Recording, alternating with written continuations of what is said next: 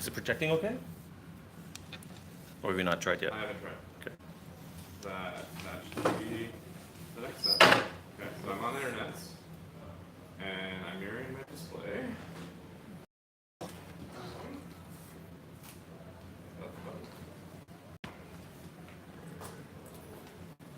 That probably is the button. Oh yeah, it's on standby. Yeah. But that looks a mess. And, okay. Is there like Andrew, have you set this at all? It was working when Asaf was here. Oh wait, there he goes. I got it. It looks good. I just turned it on. Okay, it looks like it's blinking green now. Blinking green now.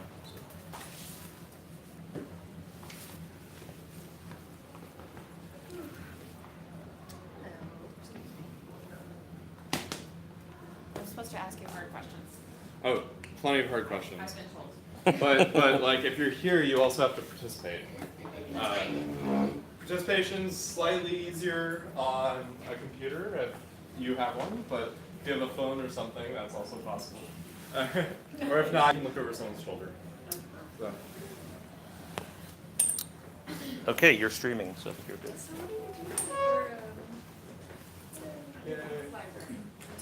Oh, I'm so sorry. So I'm gonna run towards the end. I'm gonna run under the design workshop like we did at the coordinators meeting. Yeah. With the batch uploads and like talk about Okay. Yeah, no problem. Yeah, sweet. I've got a bit of experience in everything, but I Yeah. don't expert in nothing. So Yeah. jack of all trades, jack of all mercy. Yeah. All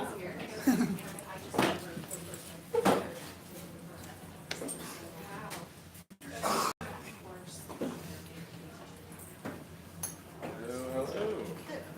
It's like we're gonna have a good mix of people in the room. Different levels of experience. This is always good.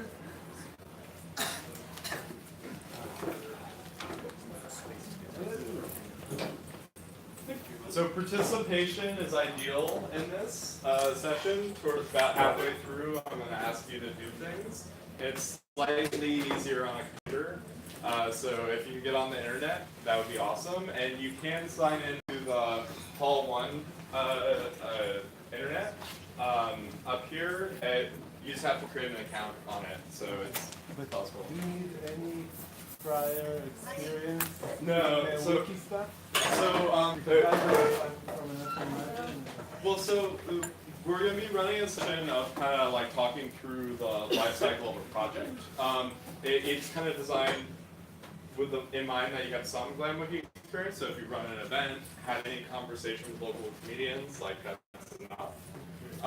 But you can also use an experience you have elsewhere in the GLAM, right? So it doesn't have to be a Wikimedia one, because I think like, anyway, we'll talk about it. There's room for everyone to participate, I promise.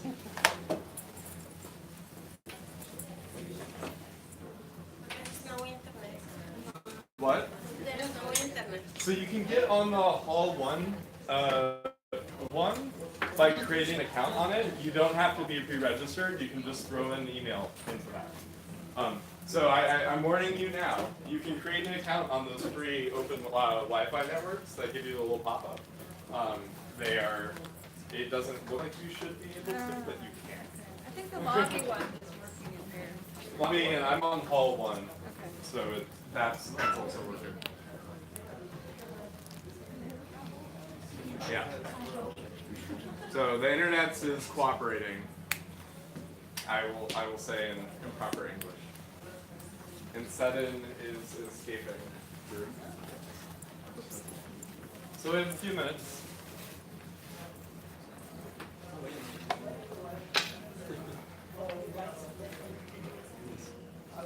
Just what?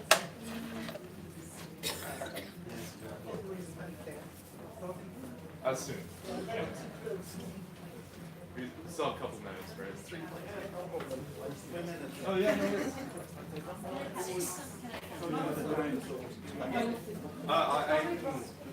like the second part of it's mostly we're talking conversation. So it's an hour and a half, right?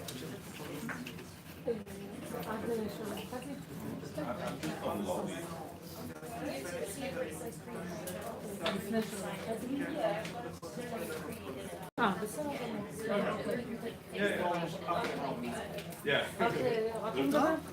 Plenty of time. It's a bit too cold. Different people are different. Okay, never mind, never mind. So as I've been warning people, those of you who have just walked in, there will be some participation about halfway through, so like, be prepared. And the participation is best designed on Google Docs, but we can do it on a piece of paper or in your notebook. That is possible as well. So yeah, just warning you. So hi, while we're kind of getting ready and warming up, I'm Alex Stenson. I'm a senior strategist at the Wikimedia Foundation, and over the last 2.5 years, I've been focusing explicitly on GLAM, like what does the GLAM Wiki community need, and how do we best support that. As I mentioned earlier in the metrics meeting, my focus has largely been on figuring out what tactics are being used widely in the community and figuring out where we can best kind of make those scalable, reusable, and kind of something that the community can communicate. I got asked to do this session after the original submitter, Neta, was unable to do it. And so the abstract on the presentation, I've interpreted that to be less about like just giving you best practices and more giving you the tools to find the best practices and to communicate what you're learning in the GLAM Wiki space. So this is not just about like data download, because I think like every institutional situation, country situation, cultural situation is different. But like, how do we ask the right questions in the right space so to figure out where the best practices are? Does that make sense? Yeah. Everyone settling in. I might close the door a little bit so we aren't.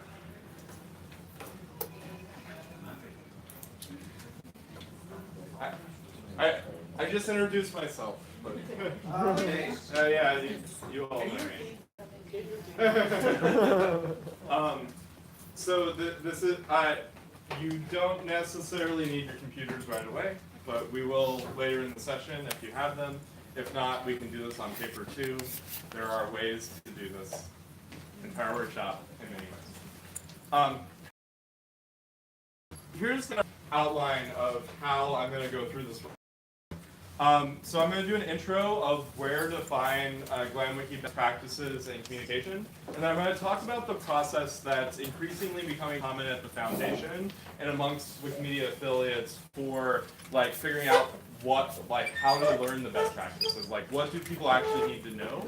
What can I actually communicate to make it easier for others in the room? I'm loosely calling this user-centered research, but it's not like, we're not doing process in the formal sense, but more how that's kind of allowing people to learn together collectively in the movement around specific GLAM Wiki tactics. So just to kind of give you a sense of like how to listen, how to ask questions in this movement that's very diverse, very locally unique, where like batch upload means a different thing to every person in this room. And so I want to kind of like talk through how we kind of navigate that. And then we'll have some time, where the like core workshop time, where we'll practice asking people questions and listening for what's exceptional about the experience in this room. And then we'll have a discussion about what you learned and what we better document going out of the workshop. Does that make sense? Yep. Sweet. So when we say GLAM Wiki and we say like, I want to participate in the GLAM Wiki community, the first question I get from a lot of people is like, where do I figure it out? And a lot of Wikimedians in the room might chuckle a little bit and say like, well, there are many places we can figure this out. There's a few communication channels that work fairly well, collectively. So we're a movement of like individuals working together but in decentralized ways. So everyone's learning at different times at different paces. And one of the best channels right now for seeing who's doing what and why they're doing it is the GLAM Wiki newsletter. Who's published something in the GLAM Wiki newsletter? Small group of people in the room, right? So not everyone is reporting there. Example of how we are a very decentralized, complicated group. But what's nice about this is it's largely an outcome-based, concise environment to learn what's going on. And so you'll often see a lot of projects coming out of affiliates, and it's structured around country-level reports. This may not be the best place to learn like how to do something, but it's a really good place to learn who is doing something and go ask them how they did it. So this is one of the first venues we kind of have in the Wikimedia space. Another space that we have kind of outcome-based storytelling happening on a regular basis is the Wikimedia blog and the blog of Wikimedia affiliates who have kind of communication programs or platforms. This is a good example. So my team and the communications team regularly highlight GLAM Wiki projects in the community facing sides of the blog.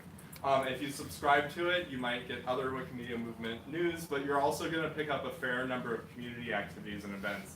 And so these are examples from a series we're doing right now on Wikibase. So the software behind Wikidata is increasingly being adopted for like institutional use, but it's a really new community, and so we're kind of developing conversations with professionals to figure out like what's going on, why are you doing this, how are you doing it, and hopefully to model better like how to have a conversation with a similar partner. So the blog. And then you have the outreach portal, and so I'm gonna show you about how this is organized really quickly. So if you're interested in finding the GLAM outreach portal, it's an interesting place for a lot of reasons. So Liam, why did we create the GLAM outreach portal? Why did we create a GLAM portal, or why did we create a GLAM portal on outreach? Yes.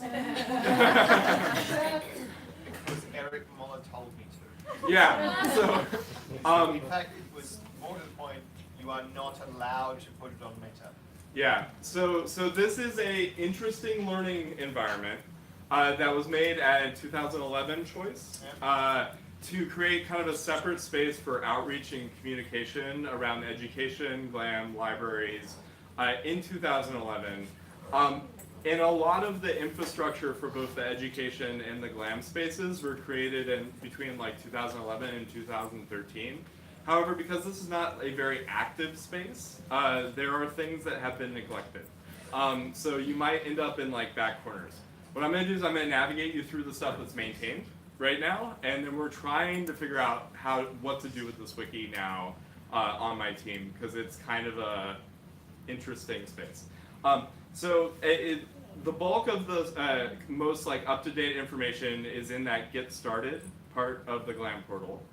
And if you're looking, you'll see a brief introduction that's kind of designed for external partner type folks to learn.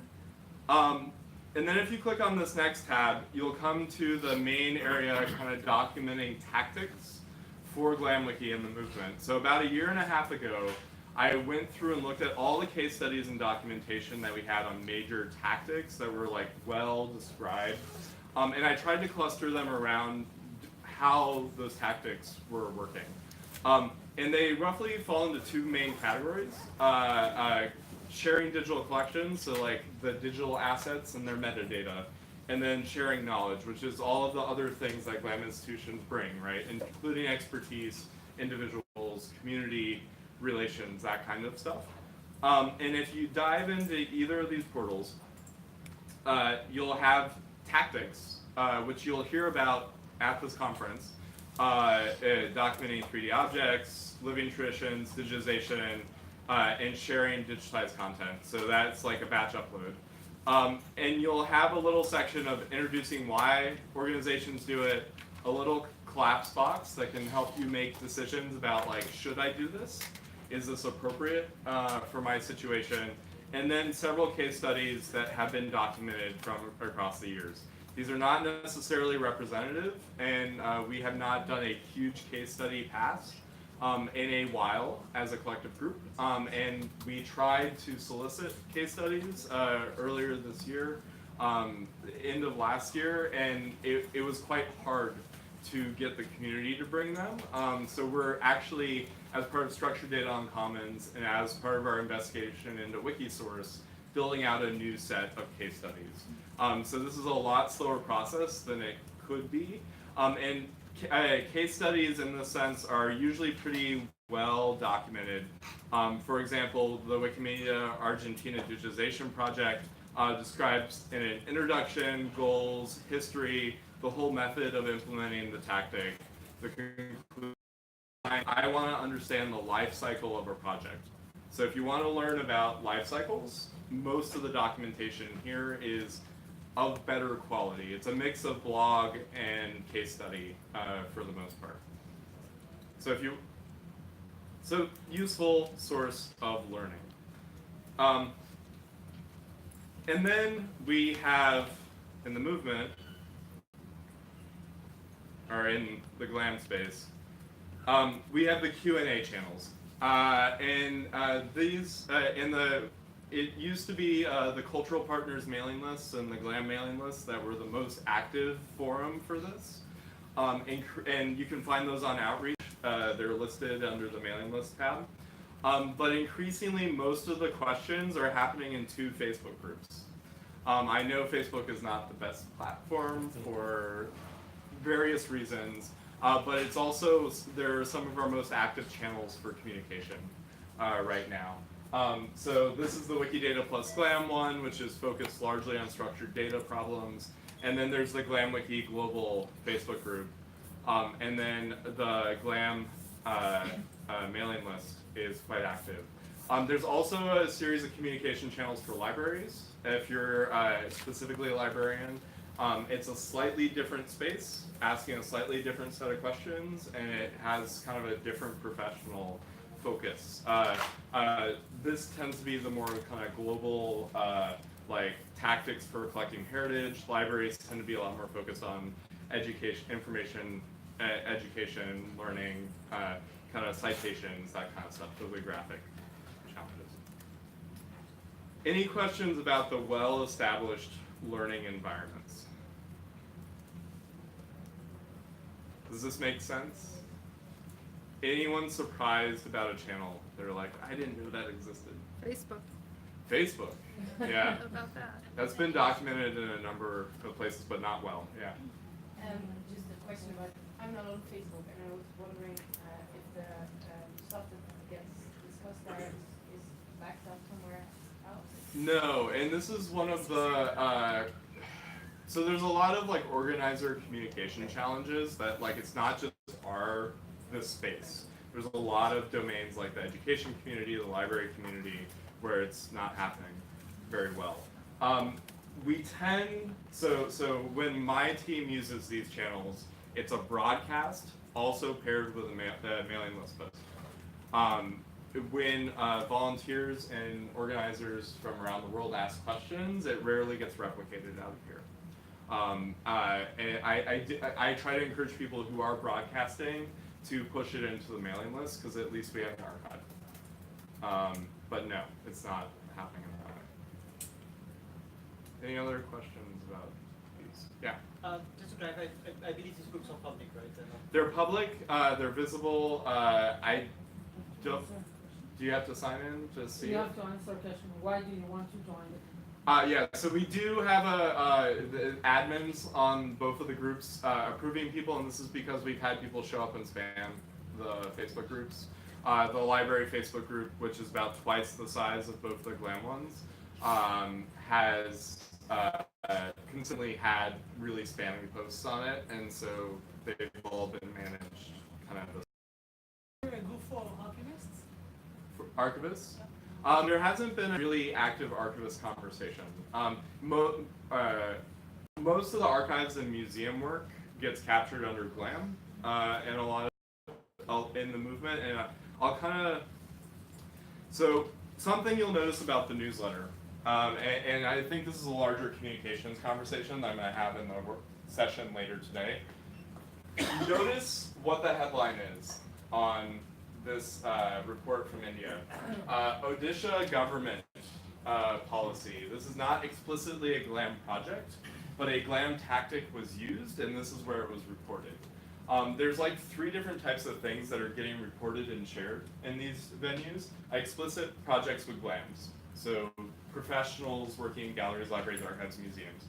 Projects working in heritage, so if you saw you were in the session about redefining GLAM down earlier, they were talking like culture and heritage in many parts of the world, like Latin America, Africa, India, may not be collected in a GLAM institution. So we need to take these tactics outside of the institutions and do other kinds of things. And then institutional partnerships, they use the same tactics. So like GLAM means like 3 different things to different parts of the movement. And that's like, just as you're kind of culturally sensitizing yourself to that, like it's weird. So no, there's not an explicit space for archivists, in part because GLAM holds that right now. Yeah. Actually, I'm trying to think of it. Is the communication of the newsletters and stuff is only in English, or do we want to improve on that? And I know it's. So the newsletter is principally in English, but if you put a report in another language, no one's gonna look at you and say that's weird.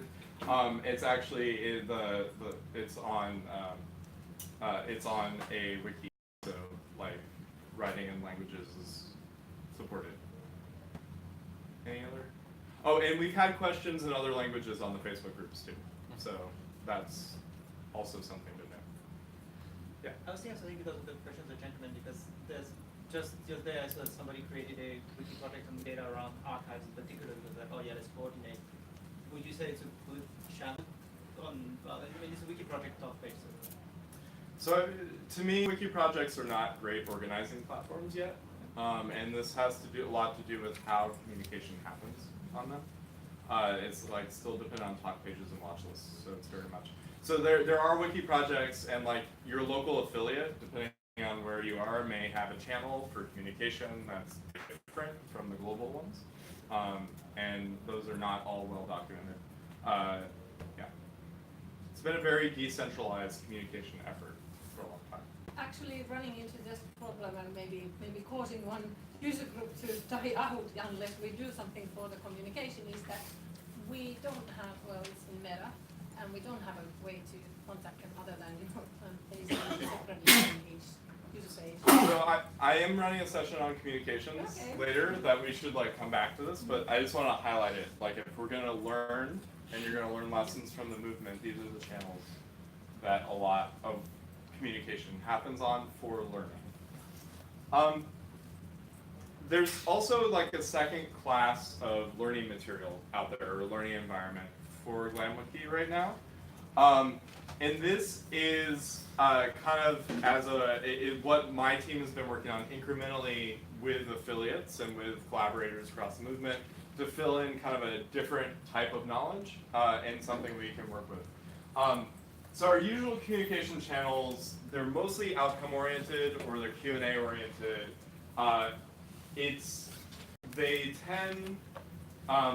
They tend not to always communicate what like the challenges and gaps in support are. People are frequently solving the like, how do I do a batch upload to Wikimedia Commons? And they want like a tactical intervention, and they may not address the larger pattern of learning that's happening around it. If you've been around the Wikimedia movement for a little while, you know, learning patterns were kind of supposed to fill that gap. And they haven't been filling that gap. And so our team's been doing a slightly different tactic. And it's based on research. Because what we've realized is like most folks who are talking about the tactics and their own experiences don't know what other people don't know.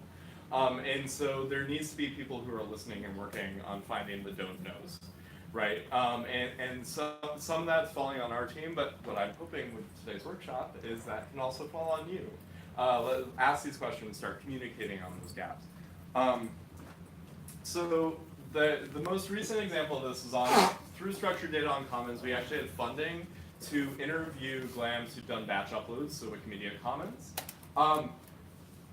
And what we really wanted to do is establish a baseline for like what does contributing to Commons batch uploads actually look like.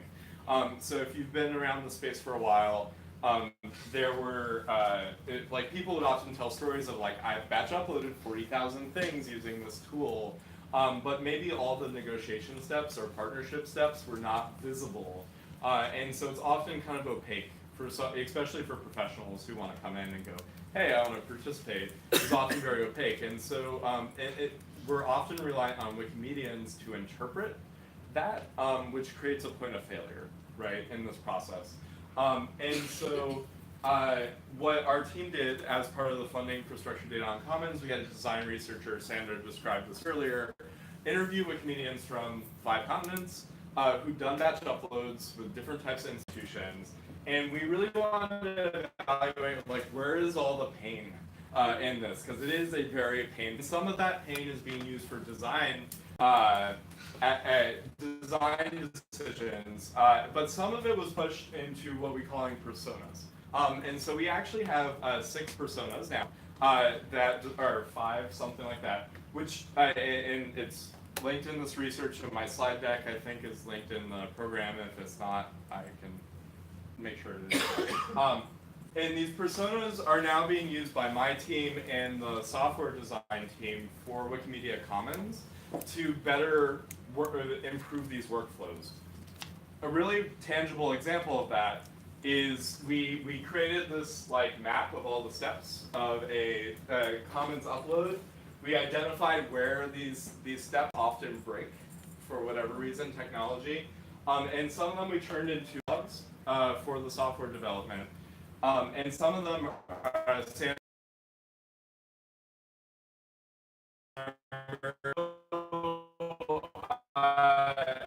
that are free on this dashboard for how to run an editathon.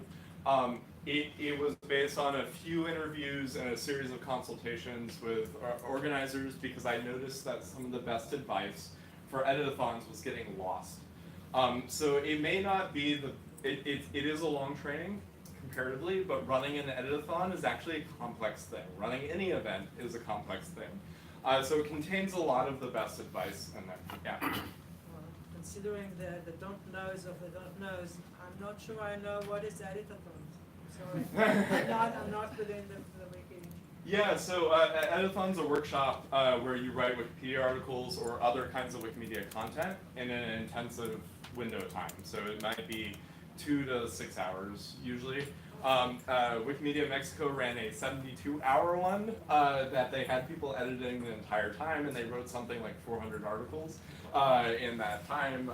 It was very intense, and if they have a Guinness Book of World Records item in there. All articles were went into Wikipedia as approved articles. Yeah, Or no? Yes, because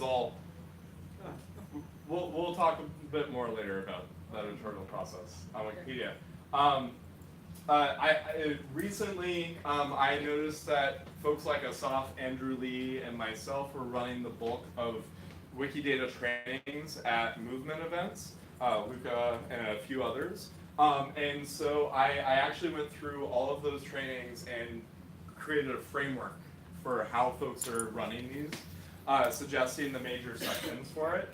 And so this was a similar kind of research process, not as extensive as Structured Data on Commons, but the outcome of those interviews that we did with Structured Data on Commons is actually a relatively new, in the last couple months, framework for batch uploads based on that workflow that Sandra showed you earlier, where we actually describe each of the steps to a workflow from the institution saying, I want to give this to you and giving you data, to in all the documentation that's relevant to each step.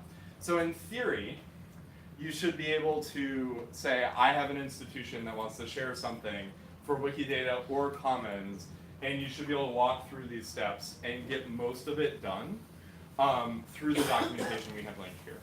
There are still some hiccups in this process, and a lot of it has to do with tooling, and your access to tooling and your understanding of the community. But now you don't have to go to someone like Liam or myself to like download like or Jason to that has done these batch uploads to ask like what are the steps.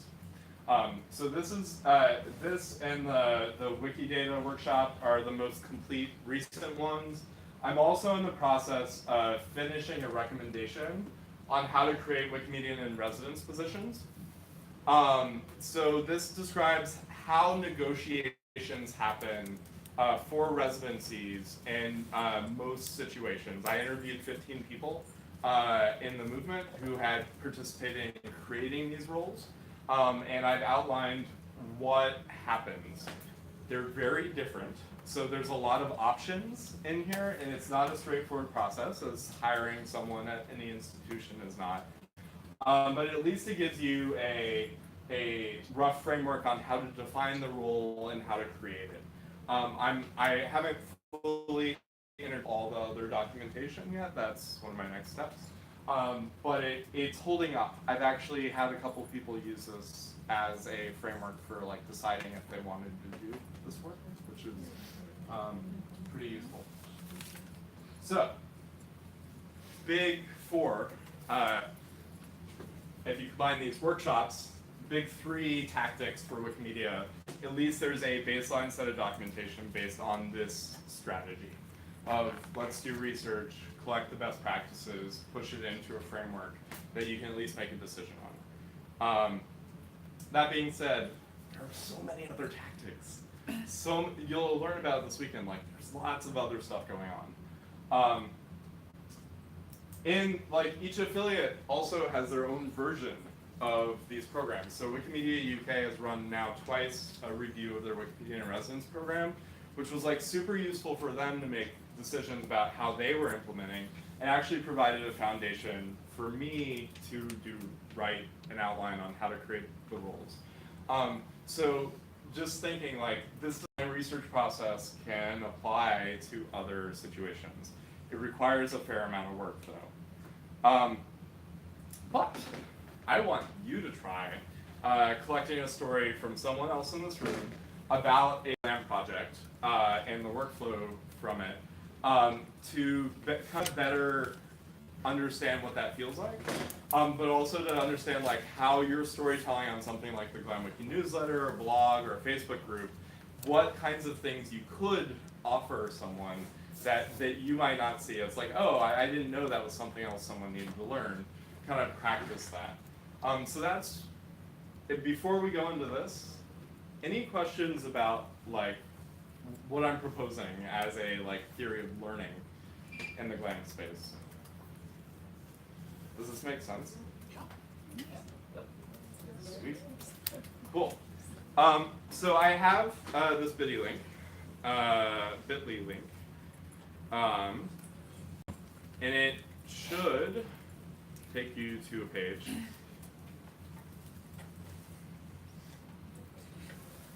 A Google Doc. And we're going to spend the next hour or so. Can you put the bit.ly link back up again? Yeah. So it's that link. And hopefully it loads reasonably well in this room. No? It doesn't at all. It's case sensitive. No, it's okay. Yeah, it's Yeah, it is case sensitive. So it's GLAM, all uppercase, learn.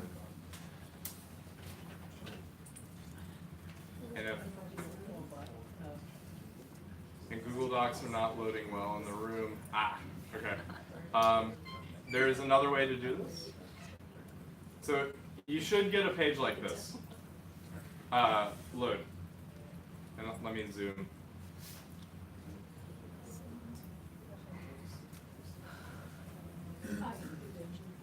So if this will not load for you, the alternative is you pull out the notebooks that you got earlier, and we're gonna go through this process from a kind of totally offline, and we'll collect it at the end and share. Does that make sense? Can you show the link? Oh yeah, sorry. Yes. There seem to be quite a few people that we could also group around people who have Yeah. access. Exactly. And so what we're going to do in a few moments, I'm going to do my teacher voice. I'm going to walk you through the process, and then I'm going to put you into, I'm going to ask you to pair up with someone. And in that pairing up, we're going to walk through, do a brief, you're going to write down, or either in the document, I'm going to show you how to get to the documents in a second, either in a document or on the piece of paper, the process you went through for some partnership related to Wikimedia, or if you don't have Wikimedia partnerships experience, some GLAM partnership you've worked through, and kind of explain the steps in it. And this is going to be like 5-10 minutes of like processing it on your own, just getting those steps together. And then what I'm going to ask you to do is communicate that to your partner and explain it. And they're going to write down notes about things that you didn't explain in your outline. This should mostly work in this room. And if in the process, you're going to have that moment of, oh, I was surprised by this, or you didn't explain this in your outline. And those are the kinds of things that we can learn collectively as a group. And so we're going to test that experience, go back and forth explaining the process, and I'll step you through that. Does that largely make sense? And I have instructions here. Okay. So what we're going to do in a moment, if you can get on the document, you're going to claim a partner in the room who you have not worked with, and you're going to put both your names on one of these documents. And I've created sub-documents that you all will have a little form that describes a relationship, or a partnership, or a program, from the negotiation and initiation of the relationship to the implementation to how you communicated what you did. And I'm just going to ask you to spend about 10 minutes outlining in one of the documents. And the documents are going to look like this. You're going to have a full page for yourself. And just make sure you put your name, community, and then use the outline just to take some notes. They don't have to be thorough. They don't have to be perfect. And what I'm going to do is I'm going to use these notes with my team. We're going to go through them later and see if there's anything that we collectively have in the learnings that we were not expecting, and we can use for further kind of investigation as a foundation for the future.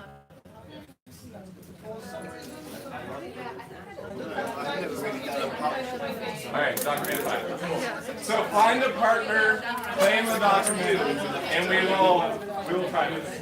No, I've been working at it. So what we could do, we could talk about or another.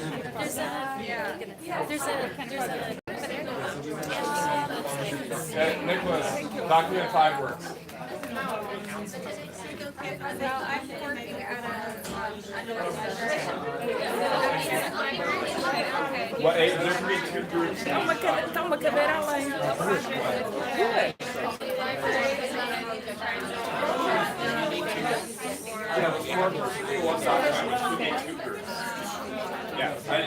I gave enough room so that it makes it. No. That sounds like a You could have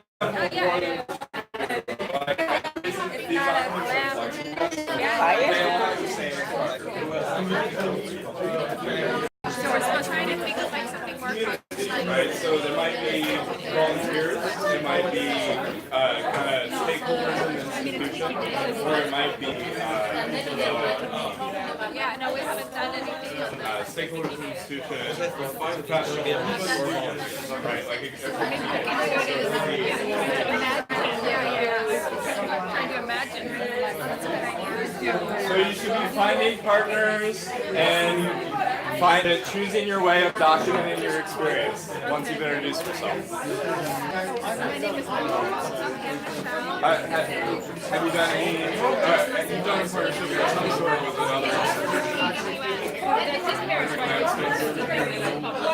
another or collaboration.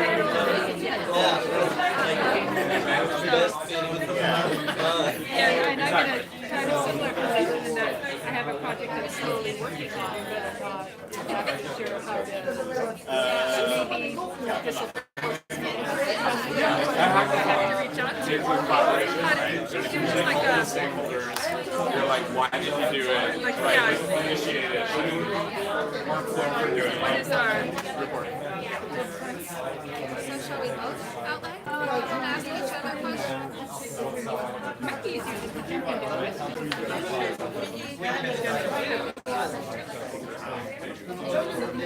Are you putting on something, or I'll put on? Yeah, I didn't put it.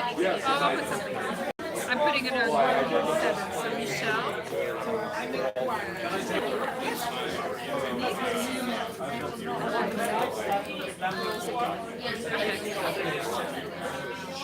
Alright. Now, I guess maybe we can click on the document. Looks like there might be a link. Oh, there's a So, link. at this stage, Click on document 7. you should be documenting your own experience. Oh, we're documenting our own. So start with document. As a group or everyone? Individually is better. Yeah. Alright, individual. Alright. You can do it in a group as well. Yeah.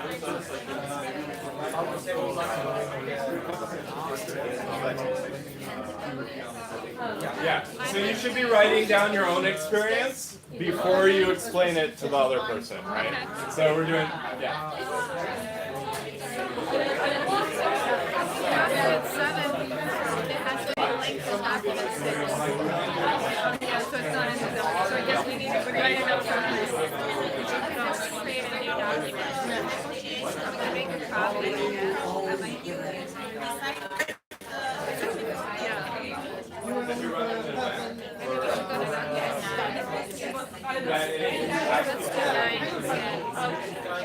Okay. Right, what's on document 9? Because document 7 link is duplicate of document 6. Oh, it's linked to document 6. Let's just move our names to document 9. Okay. Were you able to open number 9? I'll just check it out.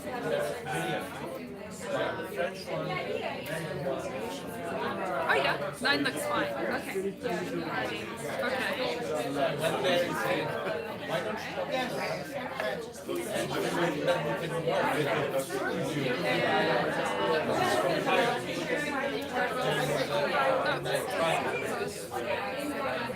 There we go. We're both supposed to write about an event or a text.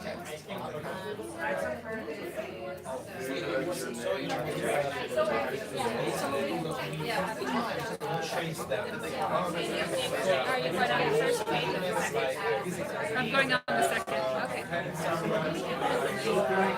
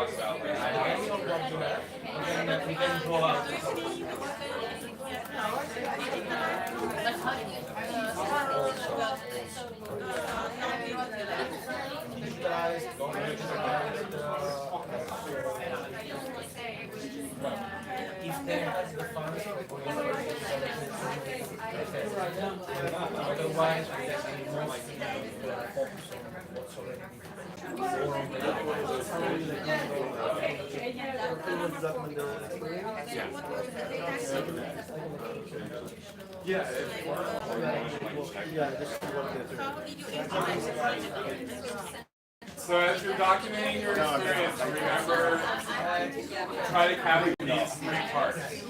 The negotiation and initiation, the implementation, and what you communicated afterwards.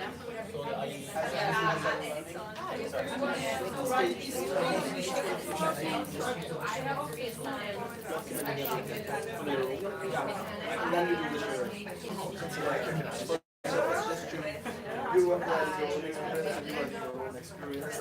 And also in those questions. I'm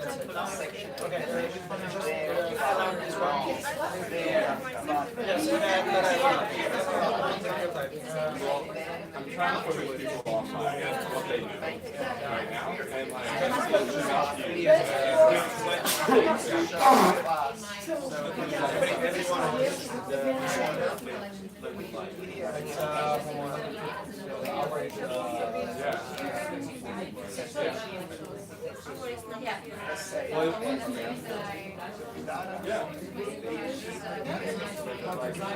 that could be yeah, I mean that might be the right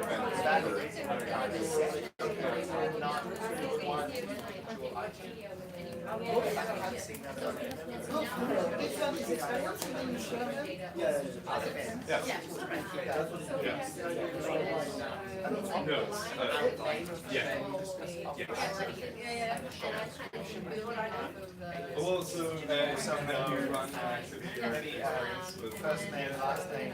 okay. So maybe we should kind of like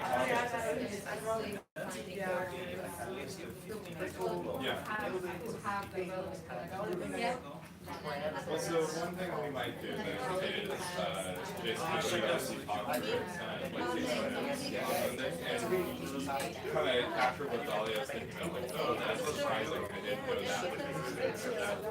I didn't know that piece. Your job is to be like, I didn't know that's something that we would pick. Does that work?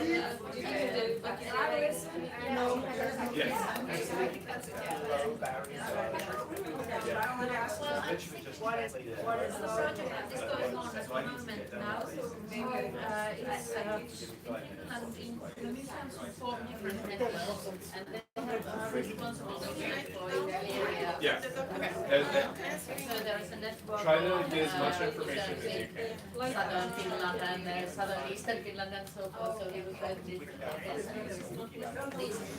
networks create media how they present themselves. Earlier there was a database called or a portal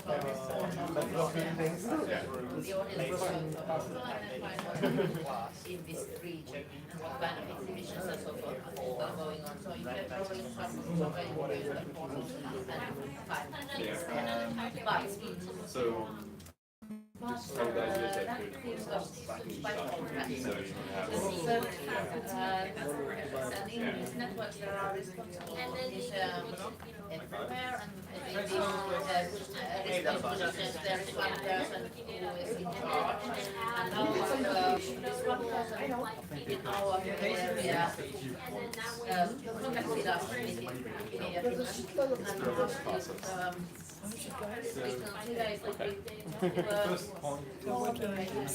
yeah, so I use like the document experience. But they What is that? What was the text? as they already had very good photographs and Designers.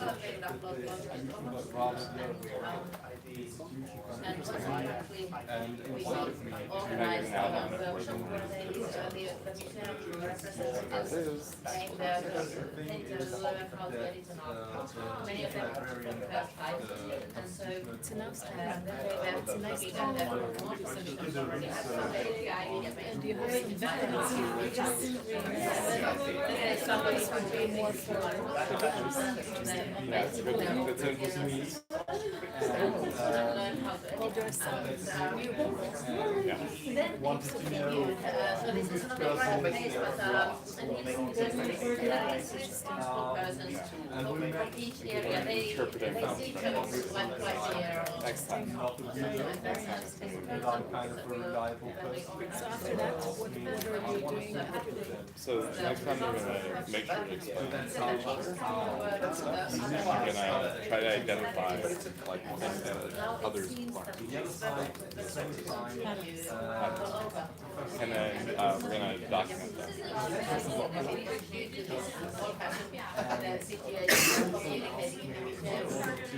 Yeah, I told them that.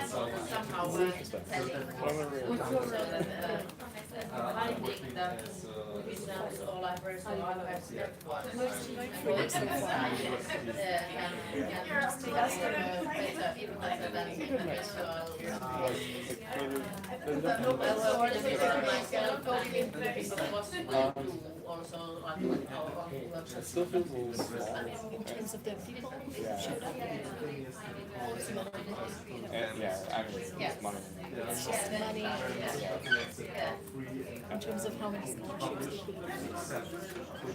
That's it. No, but I'm actually. Tomorrow, there are gonna be more people. Yeah. That's good. I like it. That was I'm thinking, oh, okay, so I mean, that he must say yes. And say yes again.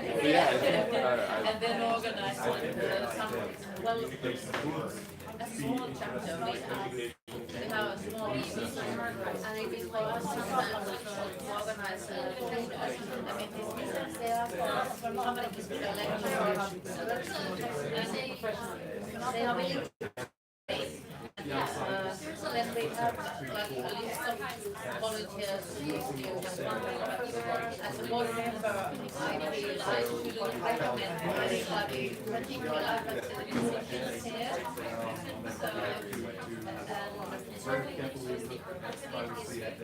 So our president went to England introduction, and then they hired a volunteer.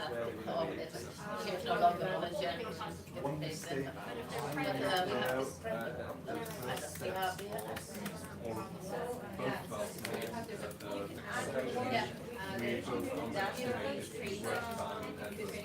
So if you and your partner are kind of ready documenting something and you've captured information and you're giving each other feedback, when you're listening, make sure to write down notes like what surprised you, what did you have to ask questions of your partner about, why did you have to ask questions. Capture that, because I think that's the kind of stuff that we can learn from.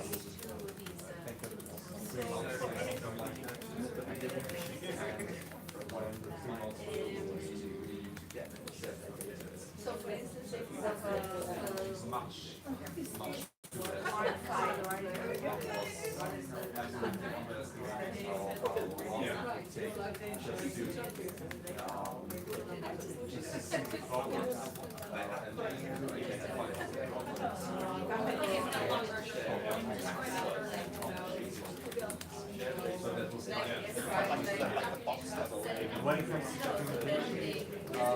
there were two major steps.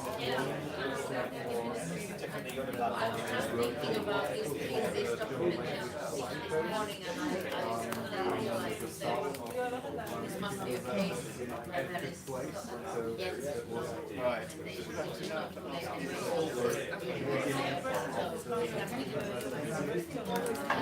of course, this they already have Are you ready to be interviewed? I'm ready. Okay. I'll just ask you questions and then try to just write it down.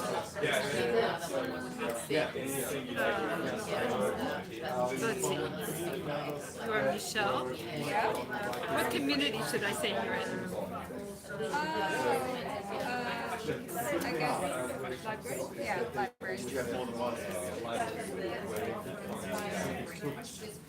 Okay. So what's the project you're working on? So the project that I chose for this was an event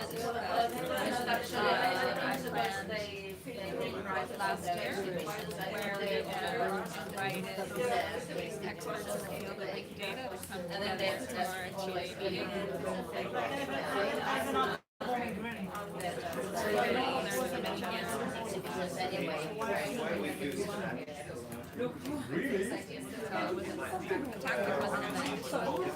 So it's linked open data, linked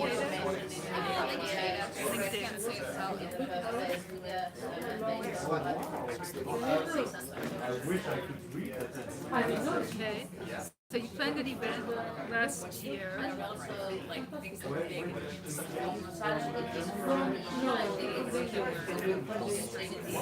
2-day meeting to learn about linked Okay. So try to be at the stage where you're sharing with your partner and your partner's taking notes. Okay. And make sure to capture those notes around the document.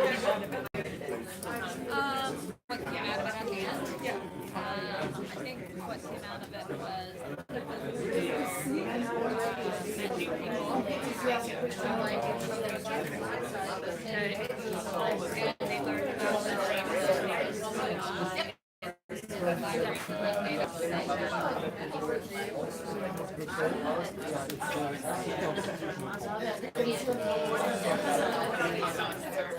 Okay, so everybody just learned in advance. That was that's what happened. As a result, as I even had publicity days, that's what happened. Okay. Okay, so how did you, I guess, initiate the relationship? So, How do you find who you were supposed to yeah, so part of it was, unfortunately, kind of people who were involved in planning the meeting just were like, last time we had a meeting, we invited these people, so we should invite them again. Okay, so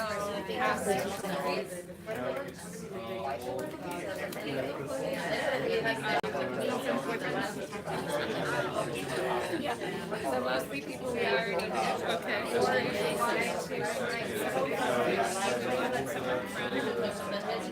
from Cinematech, we just sort of found out part of it just seemed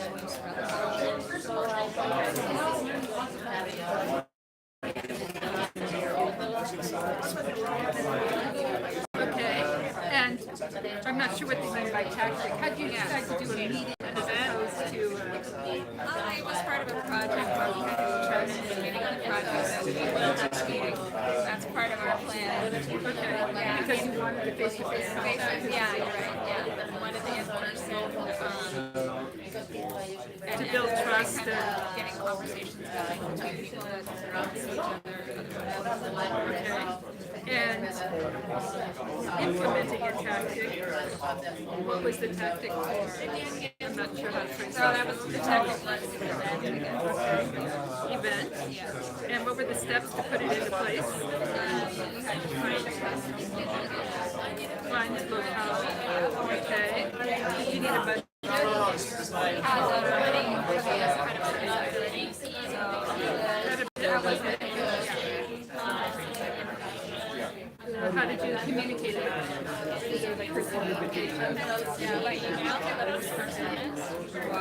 Personal invitation, so it wasn't open to the public. It was exclusive. Yeah. Did you have food? We did have food. There was food. Always important.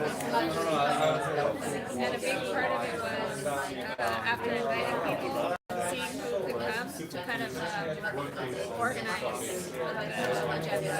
Okay. Oh yeah, organize the agenda. That's important. Did you have like specialized speakers, or it was really just everyone get together and We drink? had like presentations. Those people gave presentations. So most of the people who were invited did work with the lightning round kind of things, or? No, yeah, we did some lightning round. We did a combination of lightning round and general discussions. That's Okay. What did you learn doing this? one thing we learned was that if you do an invitation-only event, it's not going to very diverse group of people. Lack of diversity. Unless you are really thinking about that when you make it. When you do an invitation only, you can only invite people you know. Yeah. That's interesting. What else did you learn? Was anything like wrong or anything that's disappointing? We have some breaks still do, like coffee breaks. Okay. People wanted more time because they started with good conversations. Breaks were too short. Yeah. That's true. Building in lots of breaks is really good. You need to build in lots of breaks. Another thing was that some people that we invited are frequent speakers in the industry. I particularly invited. So some people have like already heard so we didn't really pre-screen like we didn't really direct people like please talk about this new thing. Don't talk about this thing that you're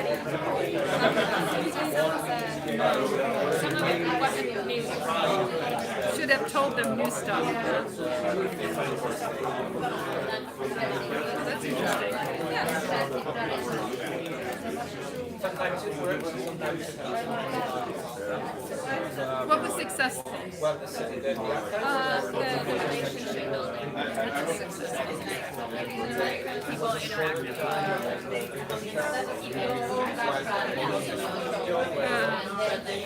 What did you share after? What kind of communication?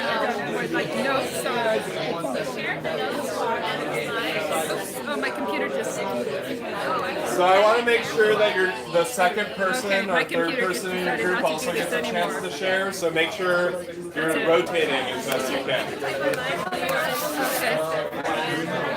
Is it the same? Oh wait, isn't it the same document? Oh, did you go to the top? Oh, there we are. Okay, there we go. So, share the notes on the slides, emails, the broader group interested in it. Sent to guests plus wider group. Yeah.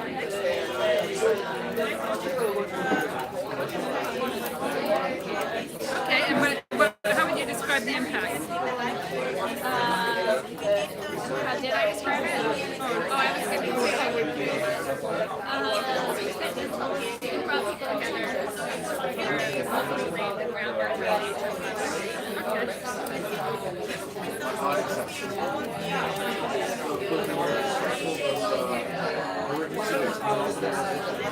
Okay, maybe see if I got that right. Okay, mine is okay.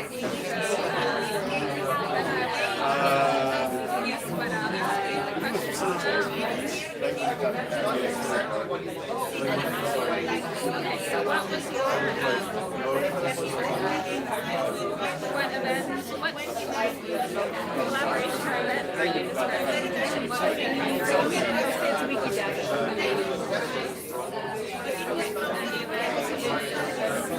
tactic or project or The project is to publish an archive as linguistic data. okay. It's from 1946. Is the archive meaning like a It's a small collection of reports. 1946 small collection of reports.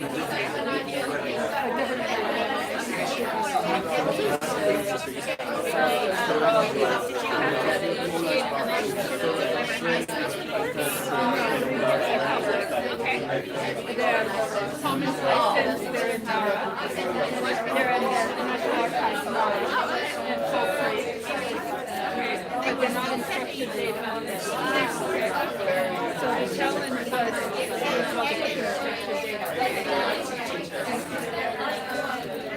so I needed advice on how to do this. from Nara or from someone who knows how?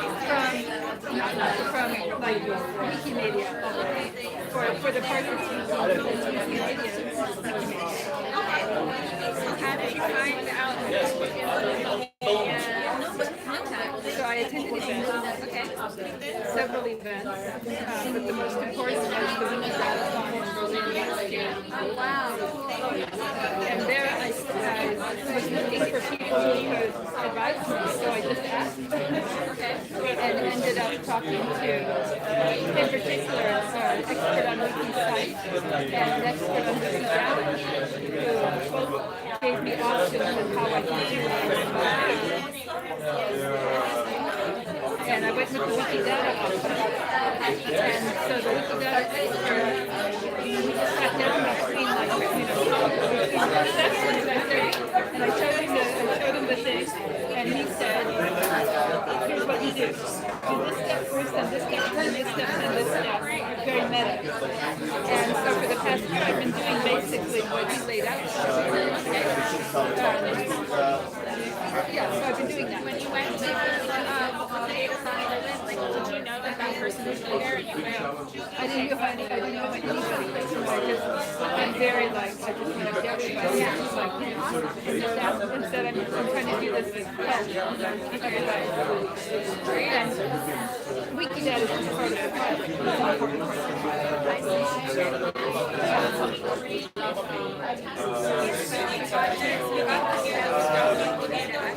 I got stuck in the Wikidata and then I've been very slowly, well, and then I went to other, I've been going to other events to learn more skills.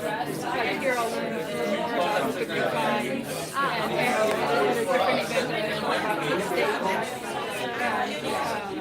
And to try to understand how everything fits together, I get different events that are not all met. And I learned about sponsoring other events, so it's all of those things like that. And then I've been trying to reach out to other people who are doing things that are similar. And I've been trying to understand how entities like how a library creates entities, like how these link with authority files that have data. They're not like random, they're not random data to everything that's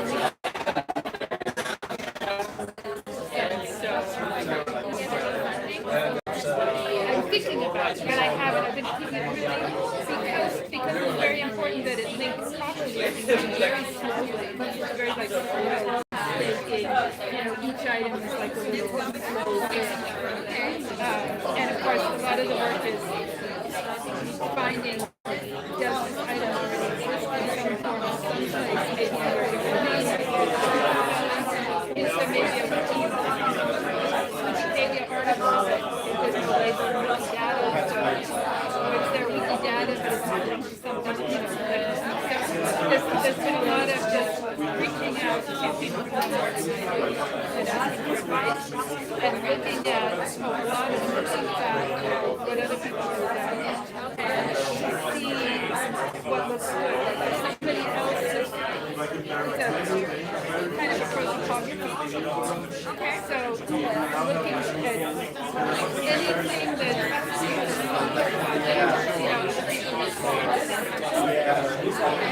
so it's very wide.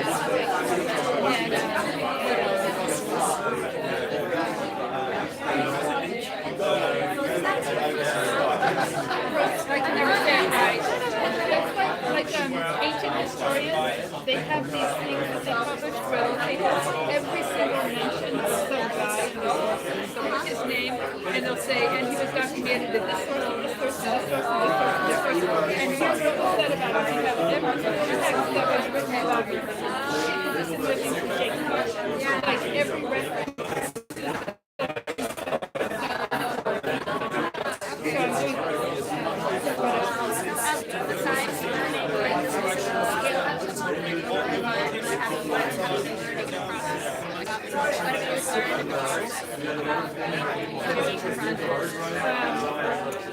I've learned that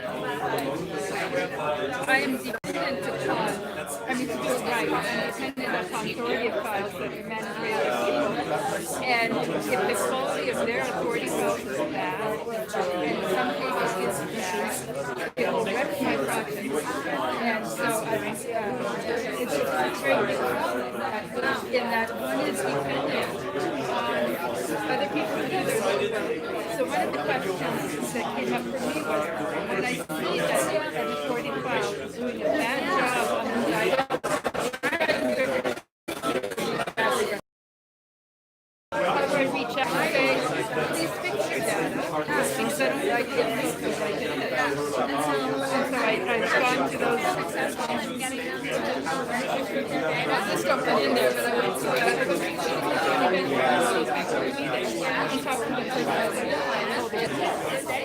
So take about 3 more minutes to wrap up the story you're sharing. The quality of the data with the population. What is the feedback? I see this problem here, and I want to think about how do I get it correct. So that's really interesting. And with this, I haven't forecasted yet. I'm not ready for that.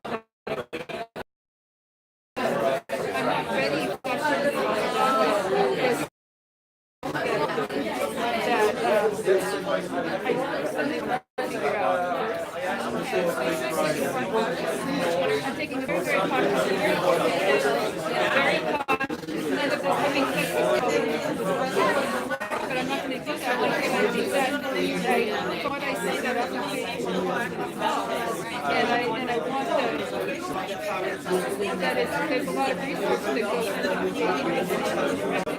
So I feel like even if I only create 20% of the games, if I know all the fingers that we have, that each one of these is anchored to another industry that itself has a story. If I can find it, I'm good. But I don't know if I create a bunch of stuff. It's not really important. So a lot of times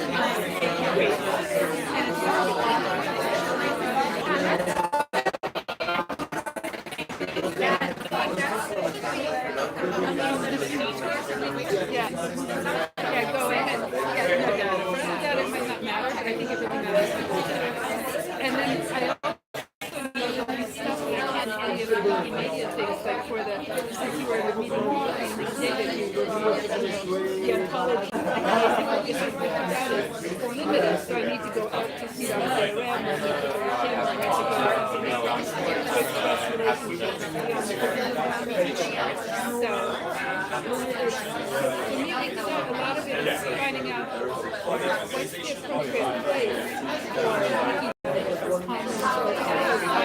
in the constellation of things that has to happen, where do you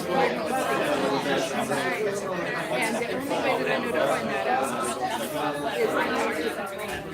And so I'm always looking for people who tend to be similar and to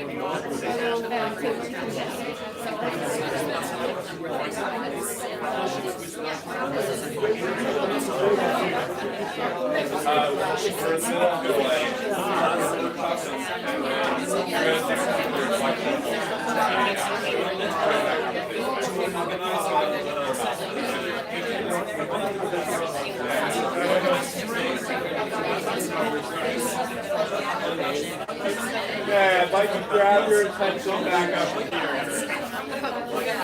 Wrap down the conversation. I know we're in a room full of brilliant humans. So I'd love to grab your attention back up here. I know there's all kinds of amazing things you can learn. So, who felt like they learned something from the conversation that is had? Yeah? We have a learning, we can make a learning culture like this, right? Like this can be part of what we do as Wikimedians when we tell stories about GLAM projects, right? We can we can tell a story, but we need to find space for the feedback, for that cycle of like, oh, I didn't understand that, I didn't understand that, I didn't understand that. How did you feel about like taking notes and capturing some of these thoughts as you're going? I know the format wasn't the best for some people, but kind of makes sense? Useful? This is like my second iteration of a workshop like this with a slightly different audience, so yeah. Yeah, I think the auditory space is challenging.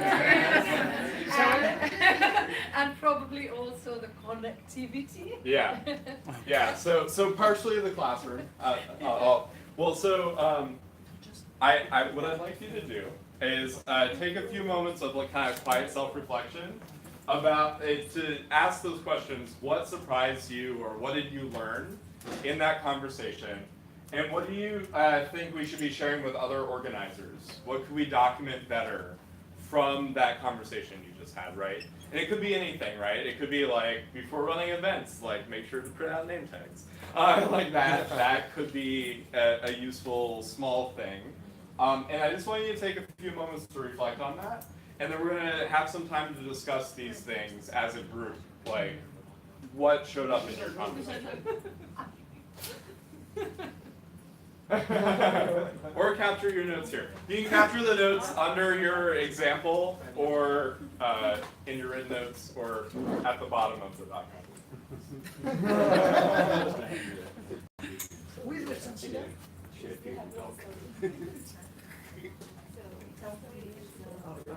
I really like how it's growing. Would you like to contribute anything? Shared document. Oh.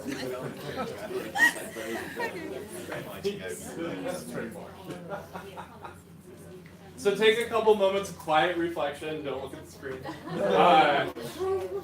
Here. Yeah. Alright, take a couple moments to reflect and kind of capture your own thoughts on this, and then we'll discuss it as a room. Yeah, I thought it was. Oh, I can't remember that. What surprised you? And yeah, they're bolding them right now. Thank you, anonymous note takers. Oh no, it's. Why did I? That's good. And what we could definitely check. No, never. That's probably because they haven't. You made it. It's because even when I'm hearing stuff, if I even people say things that I don't know, I think that isn't right. I'm thinking of what that is. No, it has been.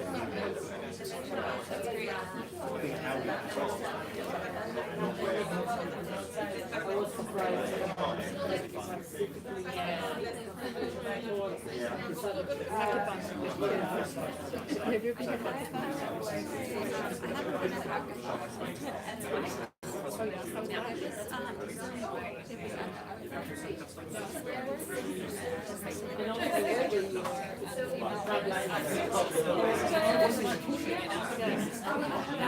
So let's bring this discussion that's happening to the room, and I think I want to kind of get some like hands raised of like what really surprised you.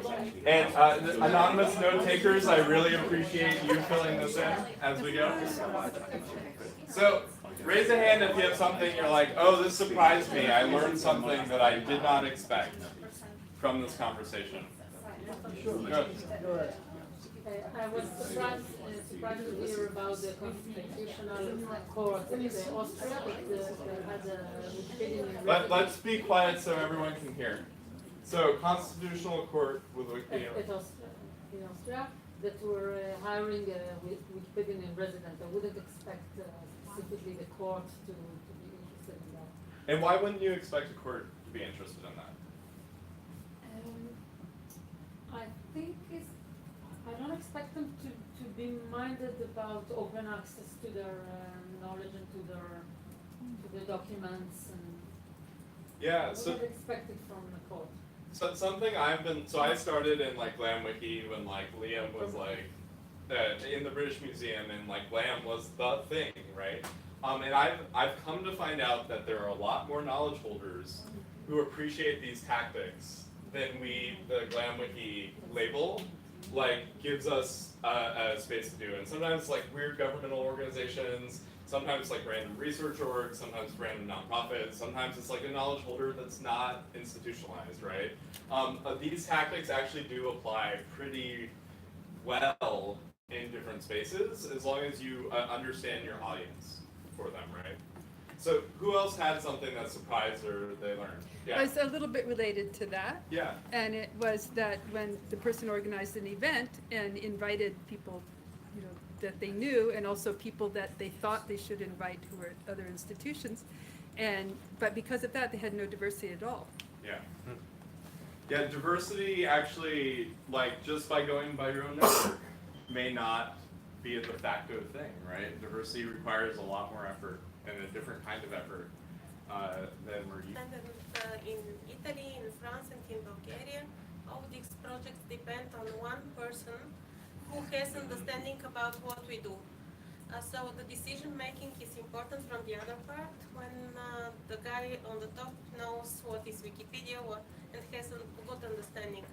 And we are all afraid that if this one person misses at point, we're gonna miss the project. So we don't know if this project can continue in the future, if this person disappears from the top of this institution.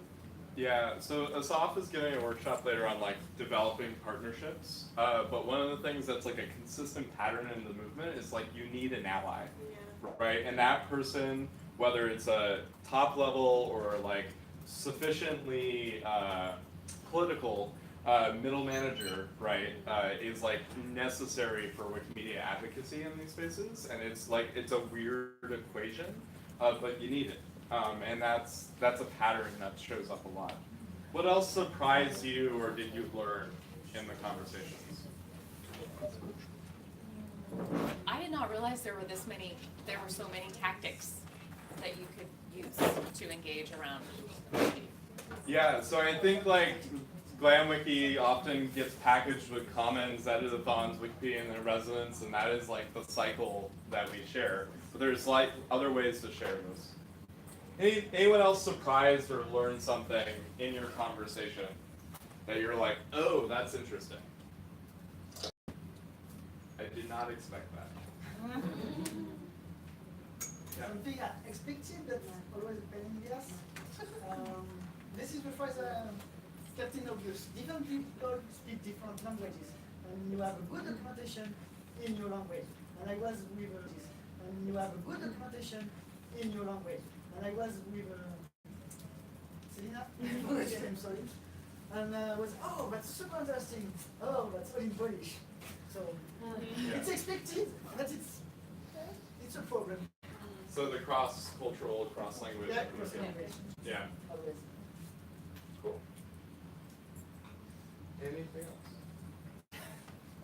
So, kind of walking away from this, are there things that you're like, oh, I would like that documented, right? So, like, if part of this was kind of like writing your own workflow and listening to someone else's workflow on a tactic or a negotiation, what things stood out to you as like, that should have documentation, or we should be training that better?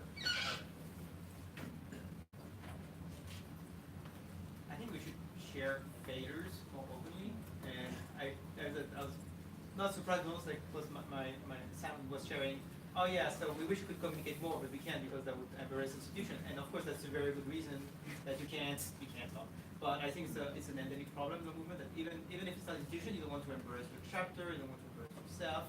So even if you talk about failures, you're going to frame them as like, oh, actually it's a positive learning, and it's like, well, sometimes we can just own it as oh, it's total disaster, and we should advertise it loud and clear that just don't do it. Just don't do that again. Yeah. Just as a side note, we try to do that. There's like a format in startup culture called What? Yeah, something like that. And but even there, it's always like, so my first 2 startups failed, but now I'm a success.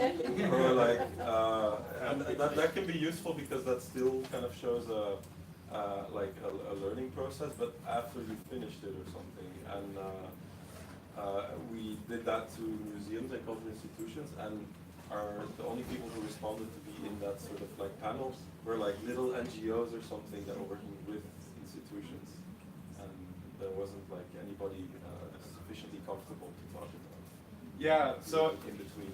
What I've found is venues like this are great for having that conversation, right? So like movement events, workshops, that kind of stuff, sharing the failures. But once you find these, and if you're like facilitating your local community or you want others to learn how to do a tactic, right? Once you find these, you can generalize them and push them back out as like learned effort instead of just like one person's failure, right? Or one institution's failure, or one team's. And so like one of the things I've been noticing in writing documentation for the movement and like doing interviews with people and stuff is that I'm often getting these little snippets and like side conversations, and I'm like asking for it in those side conversations, but it requires someone to synthesize that work. And so if you're finding these patterns, like signal them to me, to the GLAM team, to your affiliate, right? Like we need to share this stuff because there are like repeat behaviors that are happening a lot. Liam, you had a thought? We had a question back here that I think is something that could be documented well, relatively easily. Notability in Wikidata for archives. We spent a lot of time over the years writing documentation for Wikipedia. Does your museum object deserve a Wikipedia article? Maybe yes, it can have a commons photograph, whatever. But we need to explain to archivists material can or should they be pushing on Wikidata? It's a different notability discussion. Yeah, I think Wikidata, especially the cultural norms of Wikidata, are things that we Quite just fluid as well. Yeah, they're really fluid right now, but we're also not collectively working on like documenting that yet. And I like that's something I noticed in writing the designing a Wikidata workshop thing is like there's like truths about Wikidata, like this is what the software and the community does. And then there's a whole bunch of cultural norms that are still amorphous. And I think like we've gotten much better at Wikipedia doing the cultural norms because that's usually the biggest barrier to entry, right? But we still haven't done that yet in Wikidata. So yeah, it will be like that for data. Other things we should document or teach better. I'm not sure, maybe it's already run and I just don't know about it, but we were talking about licenses and we were trying to convince doctors to work with open license. So I think it's great if you have open arguments, interviews or good examples and maybe also tone of voice or the way to go into these sort of conversations with people who are creators and you want to convince them to share something. So small, concise communication tools for creators around licenses and culture and documentation. Yeah, and I know Creative Commons has some of that stuff in place, but yeah, Wikimedia could use that. There's another hand. Yeah, maybe something quite normal or obvious, but it occurred to all three of us. Don't underestimate the time frame. Often you think, oh, I'll do this project and I'll have plenty of time to do all the nice to haves. From my experience, I never came to do all the nice to haves. Yeah, so I think one thing, and kind of highlighting that, is the culture of an institution and community, Wikimedia community, they're at two different speeds. And so like a lot of the like mediation between them is a lot of work. So it's easy to the quick early on getting a very quick success, that actually rather than talking about a grand thing in the future, just get something started so that people just feel this is working, then you go to the next one, and then the next one. Just don't start with the big things, just start with a feeling of success early on. So something I've been noticing with communities in like Eastern Europe and Sub-Saharan Africa and the Middle East and North Africa and India, when they first try to do GLAM projects, they try to go for the big ones. When in fact like an edit-a-thon or an upload of 5 images is like just as successful and impactful, and I think this comes back to how we tell stories about it. And so as if you were in the metric session earlier, or the measuring session earlier, like impact and like getting to impact quickly with partners is really important, but like what are the tactics, what are the small ones? And I think this is like the gap between scalable GLAM and like GLAM that gets stuck with like technical barriers because of doing it. So yeah, definitely. Small tactics that work well. So we all discovered as well that we are not good in explaining to the world after the project is done what we have done and the impact, or communicating it outside us, outside the participants. So we all miss good channels to inform the world what's going on. Yeah, so like better formats for like communication? Not only channels and formats, and I think Wikipedians are very modest people, and it's an issue. Yeah, the modesty is a challenge. Yeah. 5 minutes. Could it mean, for example, like communications help, like blog posts on Wikimedia or something like that, like boosting what you've done? Yeah. Yeah, I think we have both a seeing problem, like we don't see all the work that's going on, and then an elevation problem, like how do we pull up the stuff that really needs to be seen? Have we, just a thought, like, have we ever deleted any documentation? What? Have we ever deleted any documentation from that? I've been removing stuff on outreach, but I've been like single-handedly doing it in like weird, interesting ways. I feel like we need to make better, but like basically so much shit. We all write so much shit, whether it's blog posts, progress report, you name it, and all that thing is never read by anybody. Yeah. Well, I think so. If you talk to the grants team at the foundation, they're trying to shift us more towards this impact narrative stuff. It's not always working, and the message isn't completely going across, and we still have to learn how to do that collectively. But yeah, I think like getting reporting that's more useful, and then also like removing the stuff that's not is quite hard. And we're good at documenting the world's knowledge, but not our own.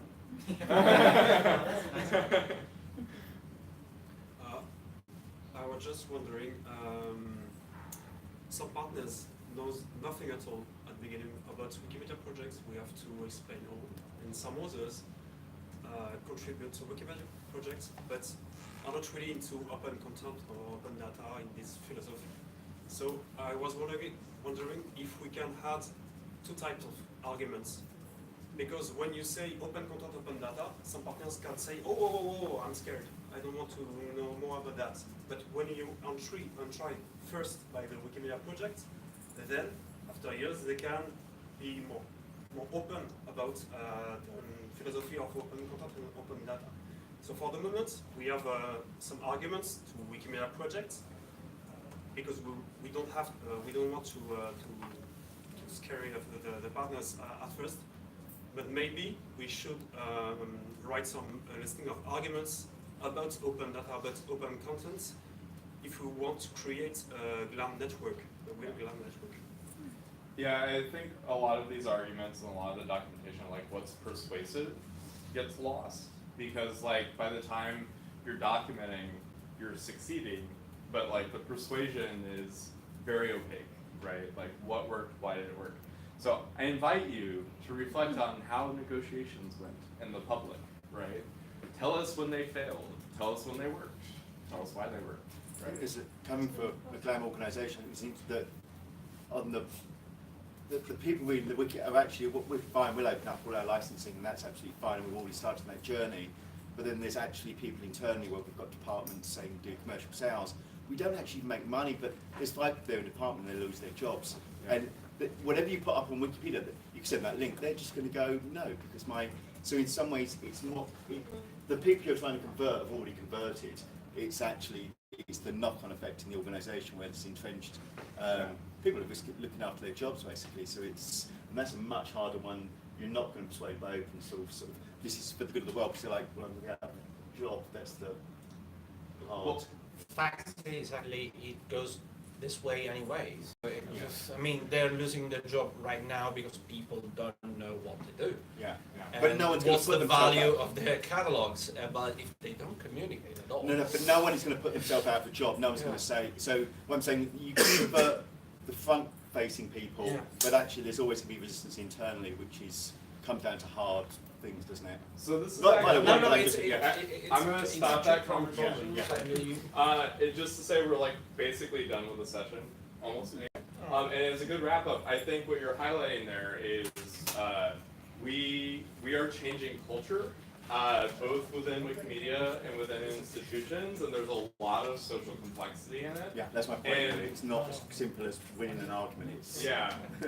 And I think like the way we learn how to do that, how to shift culture, is this kind of learning-centered environment, right? Where we listen hard, we learn hard, we bring it back, we iterate on it, and we communicate it again. So what I would encourage you to do is take advantage of all the documentation I showed you at the beginning, but also take advantage of this kind of conversation environment where you can ask those questions, bring the patterns up, and like let's share those around, let's teach them. Thank you for participating in the workshop.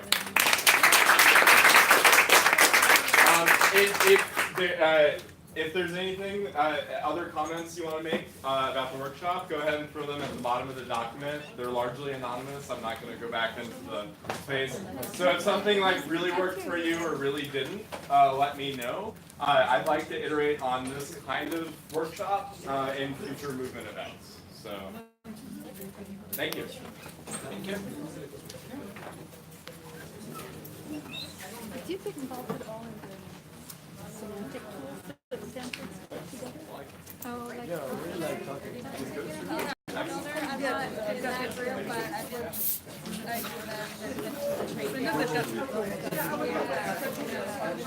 I'm giving a talk tomorrow about this project that we're on and Okay. for some of our authority data. So Great. I'll try to do that one. What time are you talking? Okay. Okay, great. Are you going on the class? No, I have my presentation from Ross. I don't know, but I haven't seen the white set, so I was thinking of doing that. Okay, well, I'll see you later. Okay,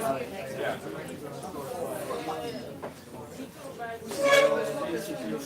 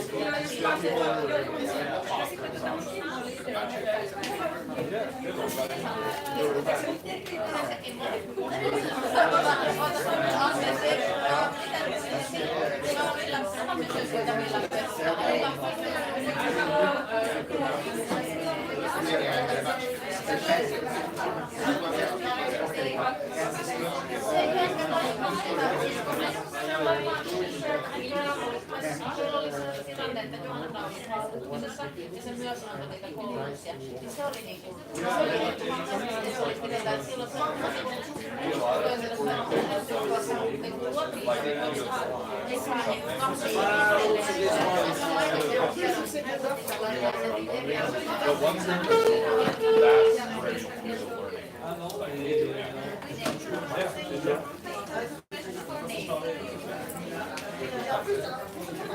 Joo, mä ymmärrän.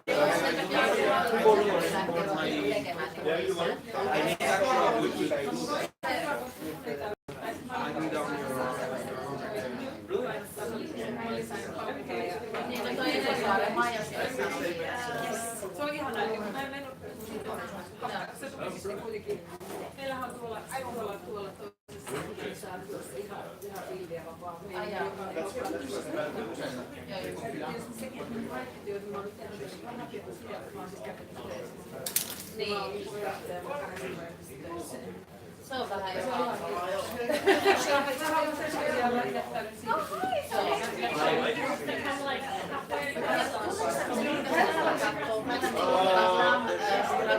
me voidaan ottaa siihen mukaan sitten vaikkapa toi muitakin siis muitakin tahtoa ainakin ja meidän pitäisi ottaa koordinoitua mutta ei tehdä siitä niinku issuita, mutta me hoidetaan tätä strategiaa. Yeah, so there's like Wikidata doesn't need to contain everything. It just needs to be the hub of all things, right? So like we had a workshop in New York and that blog series I was talking about like many cases of Wikidata talks about people installing their own because like they want that might not be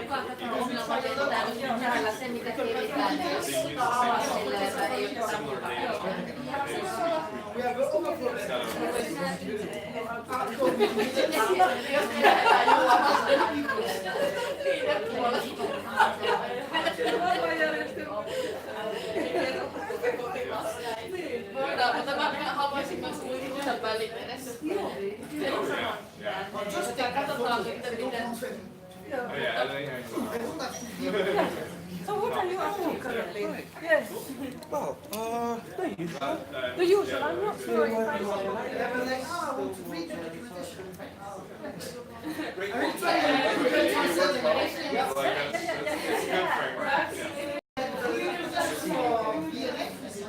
Yeah.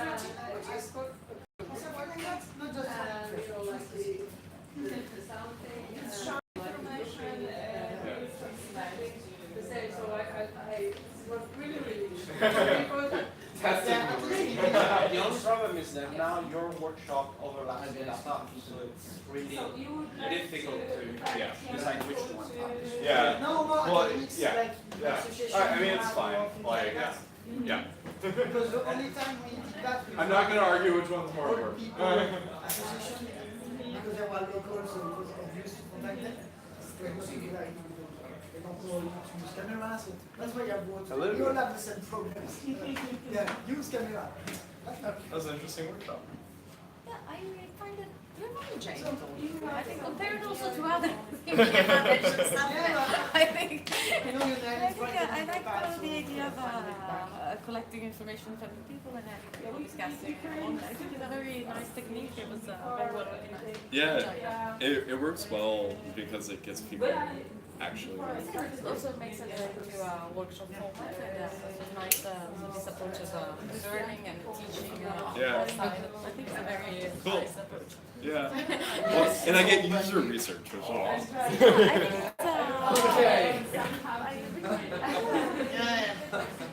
Yeah, it's pretty cool. It's better. I have to come back now. See new people. Yeah, enjoy. Thank you. Oh, yeah. I'm not in box yet because it's my first conference. It's like my day. I don't know. I don't know what to do. Alex has done way more. What? Wiki conferences. How many did you do? Oh man. Well, so which ones? Good first question. Enough. Enough or too much already? No, it's a lot, but it's good. Yeah, but it's too much at the same time. Like in 2 weeks, are you going to wiki site or? Yeah, and maybe see online. So I'm going to the foundation offices for design, for sort of doing research.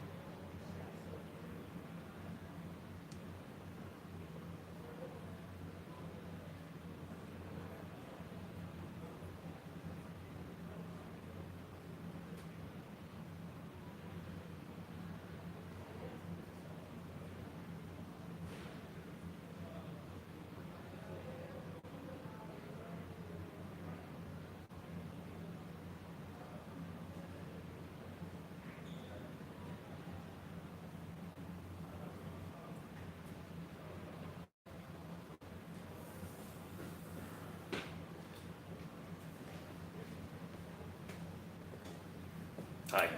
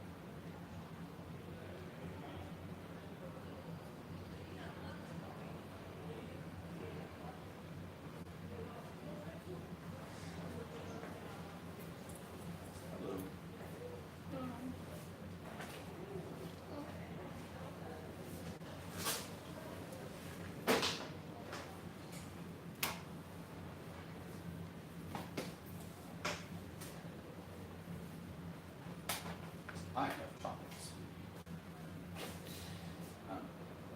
Wow. I got it for participating in a panel. Wow. Yeah, you were on the wrong session. Yeah, it seems so. I didn't realize I would be getting chocolate, but you got it just for sitting at the panel.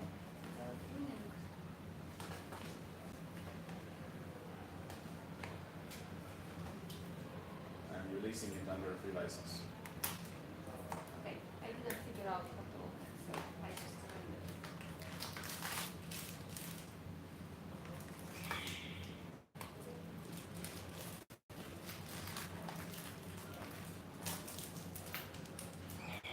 So you're working on your session? No, thank you. You can give chocolate to other people participating in yours, you know? This is my session. Yeah. Welcome. You can, no, I mean, that after. Oh, panels I organized? Yeah. Yeah, I'm not organizing panels this year. Hello. We're here again. Oh yes, we meet again. This is my room. This is a staff-intensive day. Yes. But tomorrow you get the day off. Tomorrow I have to go to Jerusalem. Okay. It's my first time in Israel, so it's my only occasion to go, You to go there. You couldn't extend your stay? No, I Do can't. tourism? I can't. I have to leave on Monday. So. But today it wasn't the interesting one to me. Okay. Because I'm a newbie, so your introduction. Yeah, was useful. Perfect. Yes. Hello.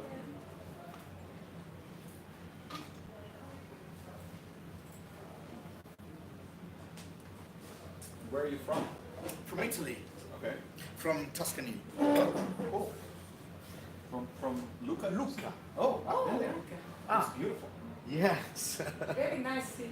Yeah. Ah, you know Lucca. Yeah. Everybody knows Lucca. In this room at least. No, normally, Yes, it's pretty close to Florence or Pisa. Yes. No, I'm from Lucca. Where there's Lucca Comics and. It's an important city, but but it's pretty small. It's the Tuscany, but when we think in Tuscany, we think. Yeah, of Florence, not exactly of Lucca.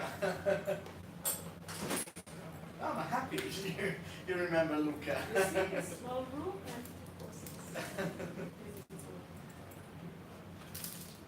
Yes. I visited last week. It's interesting for the walls around the. Yes, the wall. Yes. And also, the apartment, all the. Yes. The sea.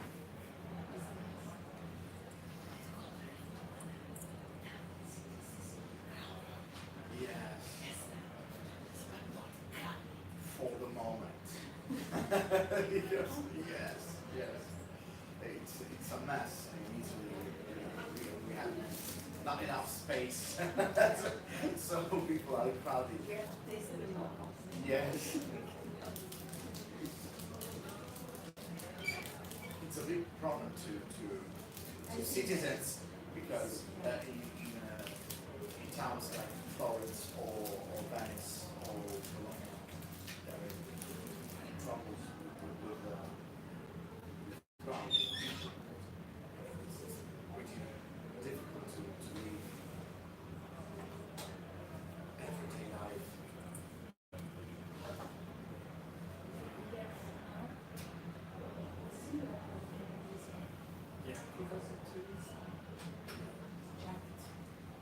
It's good for the economy, but to We say it is the chicken overnights.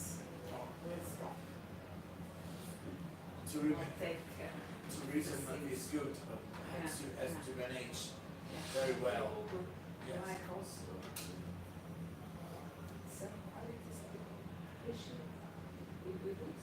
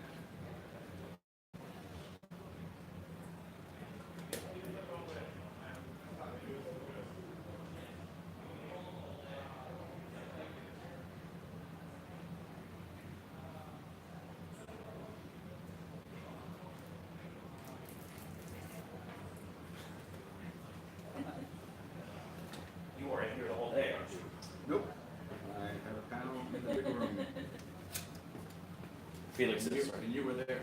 I was there. Just before Fields. Panel by OG. Oh, that's right.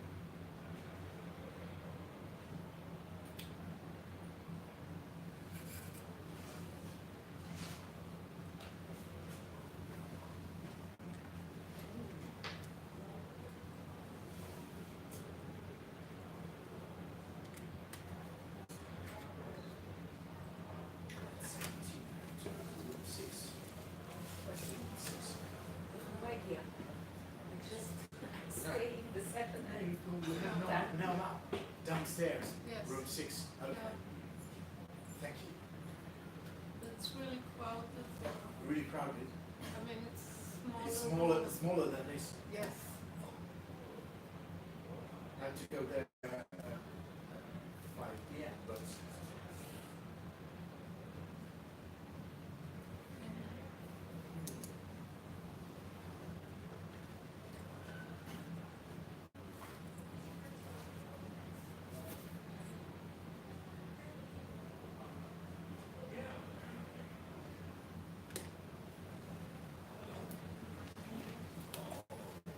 I mean,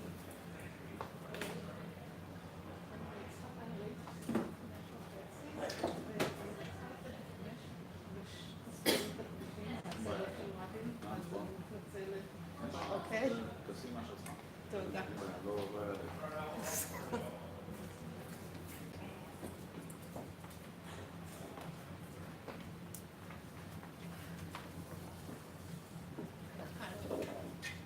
Thank you, Asaf. I received, thank you. Oh, okay, cool. Thanks a lot. You're welcome. I'm gonna wedge myself in the back since I could be part of it. You know, that's a good idea.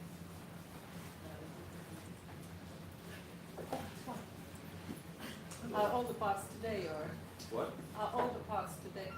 No, this is the first and only part so far. Yeah. Well, originally this conference had, I don't know, 2 talks about partnerships, and I took like the first part. Okay. And I think you have the second part, or it is no longer the second part, right? It's kind of also. It's related. I asked for 90 minutes and I got 30 minutes. So, Oh, okay. So people who want to continue this conversation, why don't you come to the workshop tomorrow? Yeah, that's Or no, it's on Monday actually. on Monday. Yeah. Yeah. We'll just keep talking about it. Yeah, so it's, you know, I called it part 1 because it's definitely not all that needs to be said about partnerships for Wikimedians. And I may or may not myself ever write part 2. We'll see. But you're not getting shortchanged today. I mean, there's no other content hiding. I won't be doing it. All right. Shall we start with the wait a minute for on your way? So if you go to the lobby Wi-Fi, it's free. It says you have to create an account. It says only for valid account holders, but then you can create it with whatever username and password you want. So. I want your email to send you info about the movies.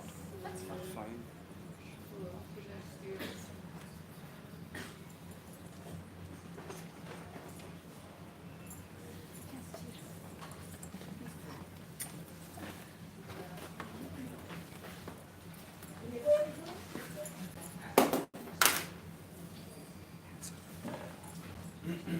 Okay.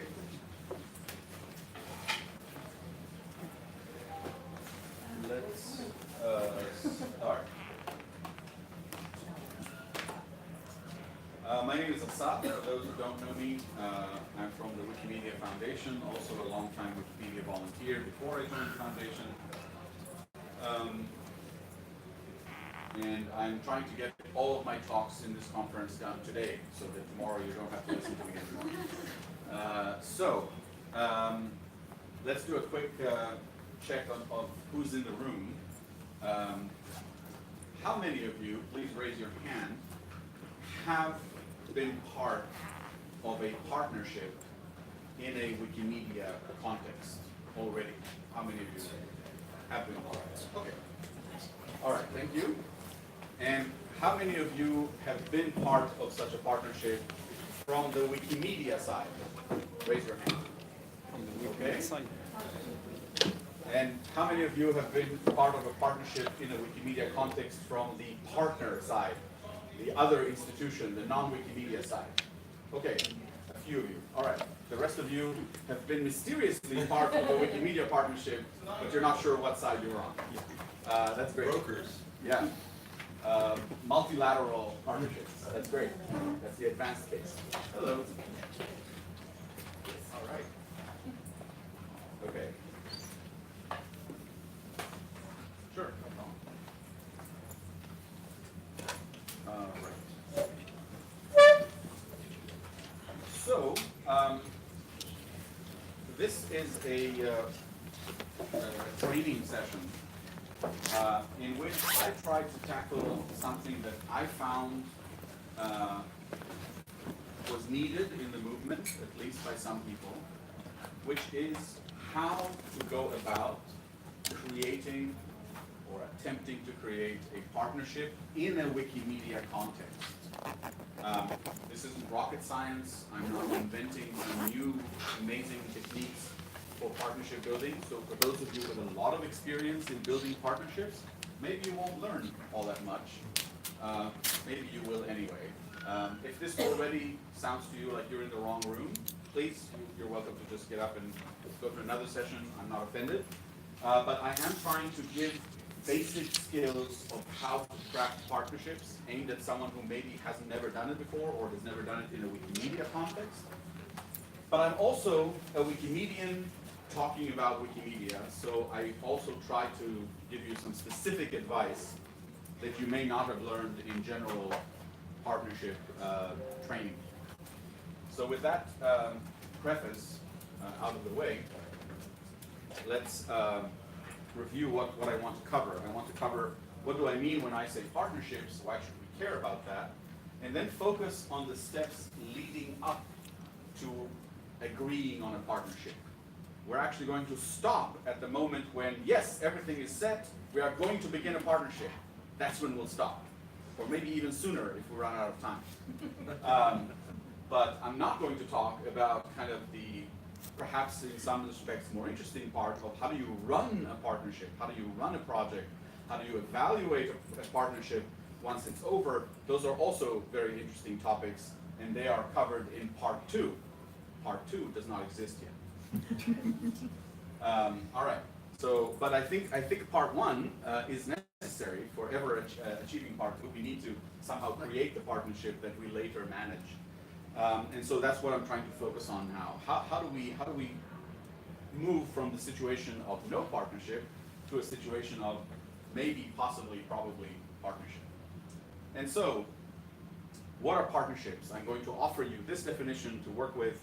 Partnerships are bilateral or multilateral collaborations that give mutual benefit. Otherwise, it's not a partnership, right? Otherwise, one side is doing something for another side, either as a favor or a service or a paid job, but it's not a partnership if there's no mutual benefit. And why should we care about partnerships? Why is that something we, as Wikimedians or as GLAM professionals, should care about? There's a number of reasons, but I want to focus on the fact that a partnership, a good partnership, can complement, can add to your organization or your group, your Wikipedia community, your abilities, and can either help you reach more people or other people than you usually reach, contribute to your resources, extend your legal abilities. All kinds of things can be achieved by partnering appropriately with a partner. All right, is that definition acceptable to you? Are you really upset by this definition? This is okay, right? We can proceed on this basis? All right. So very briefly, in the Wikimedia context, what kinds of partnerships might we be talking about? One type of partnership is obtaining content or making content that is generally available, freely available, which is distinct from just available. And these are the kinds of partnerships that generally involve GLAM institutions, Wikipedia education programs, that's the web layer, data donations. We could have a partnership that is about reach. It's about spreading the content that we, Wikimedia, already have, like offline work, like the Kiwix free software. For those of you who don't know, look it up, kiwix.org, an excellent piece of free software to read Wikipedia offline when you don't have an internet connection. But also integrating our content in partnered institutions like the Library of Congress or the National Library of Australia that is integrating information from Wikipedia. Partnerships around access, around giving our community more access, like the Wikipedia Library, TWL, the Wikipedia Library, a project that partners with publishers of academic sources in order to give access that is usually expensive, costly, paid access to academic sources to our volunteers who write Wikipedia for free. This partnership, of course, helps access. We could have outreach partnerships by which we partner with partners that can extend our reach. It can be a radio channel, a TV appearance, it can be campaigns of various kinds, and we can also do outreach in order to recruit contributors, not just to have readers, not just to push our knowledge out, but also to recruit contributors to our projects. We can receive in-kind support, meaning donated equipment or Wi-Fi or whatever, which can just be support, and sometimes it's actually in the context of a partnership. Sometimes it's actually we're giving something in return for this in-kind support. We can have fundraising partnerships. For example, some Wikimedia affiliates are partnering with the local government to allow taxpayers to donate their money to Wikipedia as a kind of pre-tax donation scheme in Europe. And we can have partnerships around advocacy, and these are just some types that I came up with. There could be others. So already we see a fairly wide range of kinds of fields in which we might partner, we, Wikimedia, might partner with a very large range of potential partners. Questions about this? These things, some of them at least are familiar to you? Yes. Just it's about partnerships. Adding opening to the first, like freeing or obtaining, because it's sort of giving the perspective of the opener. Yes, not just free, but open. Yes, I agree. All right. Any other comments on this? Okay. So, how do we go about actually identifying what might we want as a partnership, or who might want as a partner? One possible approach, one systematic approach. There could be many others. And the system has 4 basic steps and a very important 0th step. The 0th step is establish a healthy enough community. If you don't have a healthy enough community, don't worry about the rest of this presentation. Work on a healthy enough community. Seriously. If you happen to come from a Wikimedia community that isn't healthy enough, and we can have a side discussion, but we won't, about what does it mean healthy enough, but if your community, right, is seriously in turmoil, and recriminations, and people are blocking and banning each other left and right, and they're arguing about whether it's politics or someone's behavior, or I don't know, behaving terribly to each other, that's what I mean, because, you know, some conflict always exists on the wiki. That's normal, that's healthy enough, right? But if your community is, at the moment, actively tearing each other apart, not the right time for a partnership. Just don't go there. Really, save yourself and the partner the pain. So focus on getting things back into some kind of normalcy.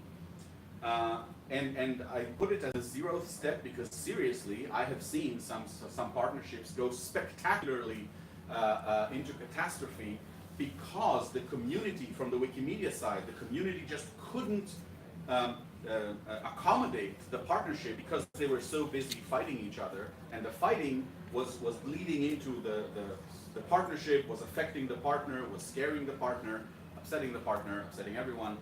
So just don't do it. If this is the case, then you need another talk. You need a conflict management talk. You need group therapy. You need other things. Yes. And if you would focus a partnership on like Wikidata or Commons, then you will have less to do with your local community or national community. Yes, yes. So yes, if your partnership is largely about Wikidata, and you also come from a country or language community that has a difficult time, but really all you want to do is work with Wikidata, then yes, you're largely unaffected.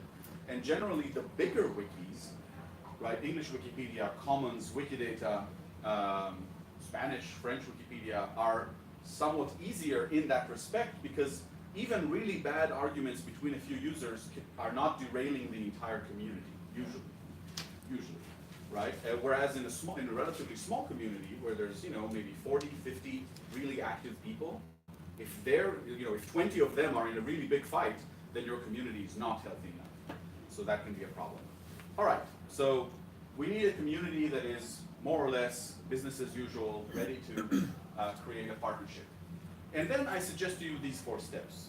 You want to start by thinking of the partnership type that you are after. Before you think about the partner, the partnership type. What partnership am I looking for? Am I looking for an outreach partnership? Am I looking for a fundraising partnership? Very different. What kind of partnership am I looking for? Within that type, you identify some potential partners, and we'll zoom into each of these steps now.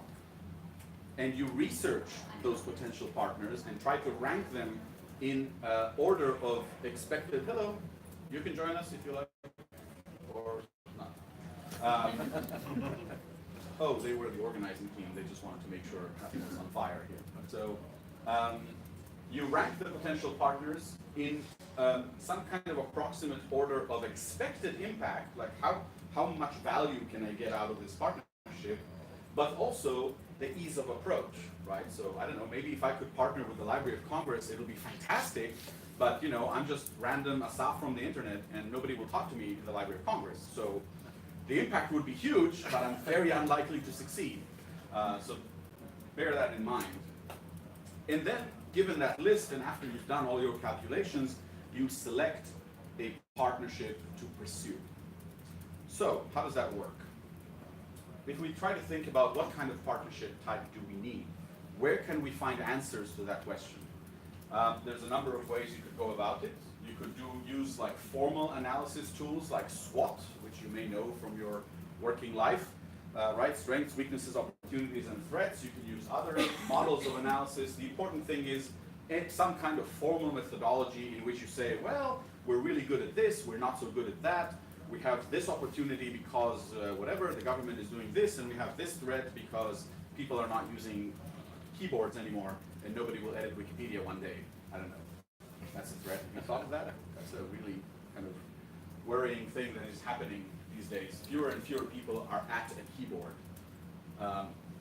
Yeah, so you do this kind of analysis. That may give you an idea of what kind of partnership you would look for. If your group or your community or your chapter has some kind of strategic plan or annual plan, that may be easy to kind of draw, okay, given this plan, obviously we need this kind of partner. You may have an ad hoc need right now that is leading you to think about partnership. The important thing is you need to think about partnerships not just in the sense of, hey, let's have all the partnerships, let's have all the kinds. Think about the kind of partnership you need, your organization needs, given its condition and its goals, where you are and where you're going. That should basically determine what kind of partnership you want. Once you've decided on a kind of partnership, and we will use GLAM for the examples here because this is GLAM Wiki.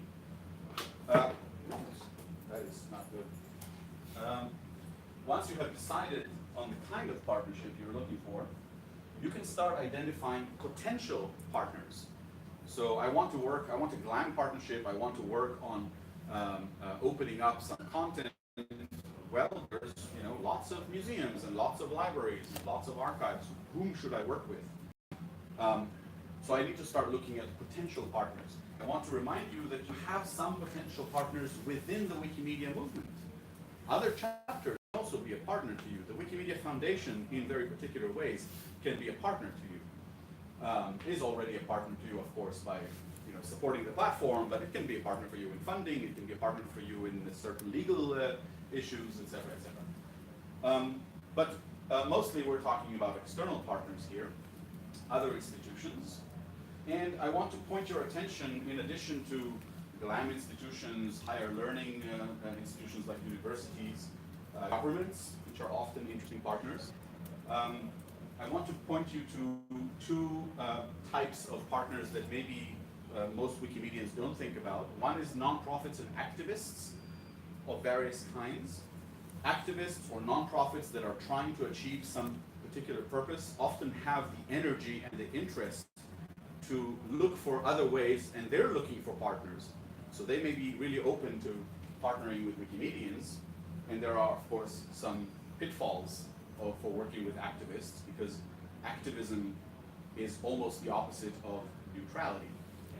And so that's kind of an obvious axis of friction with our values, but it can work.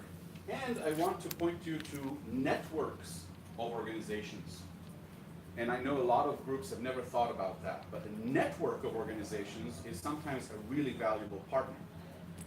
For example, Wikimedia New York City, a few years ago, partnered with the network of municipal and regional libraries in the greater New York area. Okay, I may be misrepresenting the exact name of the network, but they didn't partner with the Brooklyn City Library or the New York Public Library. They partnered with whatever it was called, the Metropolitan New York Area something something Library Association.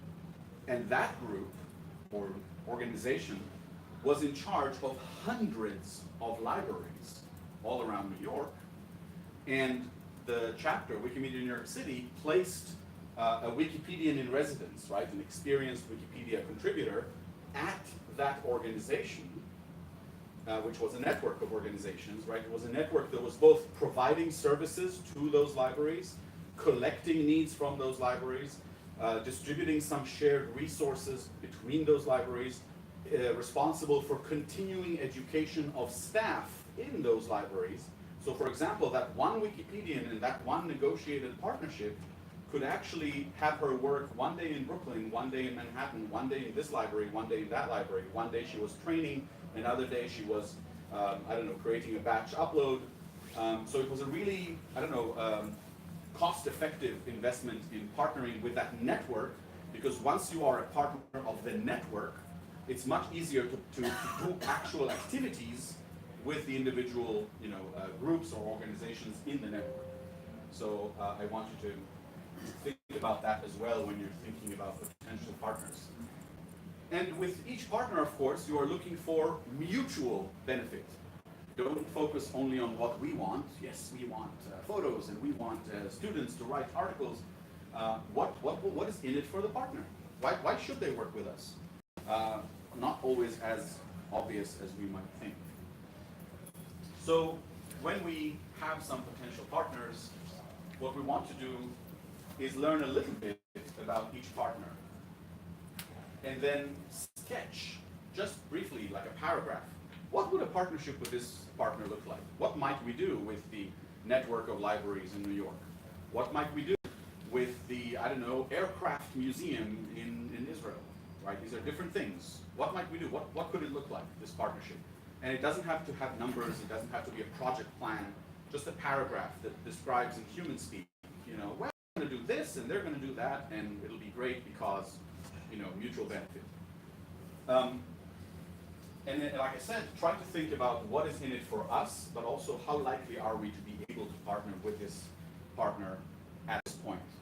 I want to point you to a few resources that can help you with that. There is this PDF. It's linked from the slides. The slides are linked from the program, so you don't have to copy anything down. This little PDF is like a worksheet made by my colleagues at WMF. And this is what it looks like. It's just a little handout for evaluating partnerships. So you can use this to kind of guide your thinking. What is the problem you're trying to solve? What is the benefit for them? What is the benefit for us? What is the drawback or risk for them? What is the risk for us? how much work, like what would they have to actually do? What would we have to actually do? What is the partnership not? Right? Sometimes useful to just write, well, we're not going to cover this thing. So this is just a useful little tool. And if you want inspiration, you can also look at a really detailed example that my colleagues at the Wikipedia library team have done, which is a really detailed description of a partnership complete with statistics and stuff, and really explaining what is in it for the publishers, what is in it for Wikipedia. Again, it doesn't have to be as detailed as that, but it gives you an idea of what it might look like. Okay.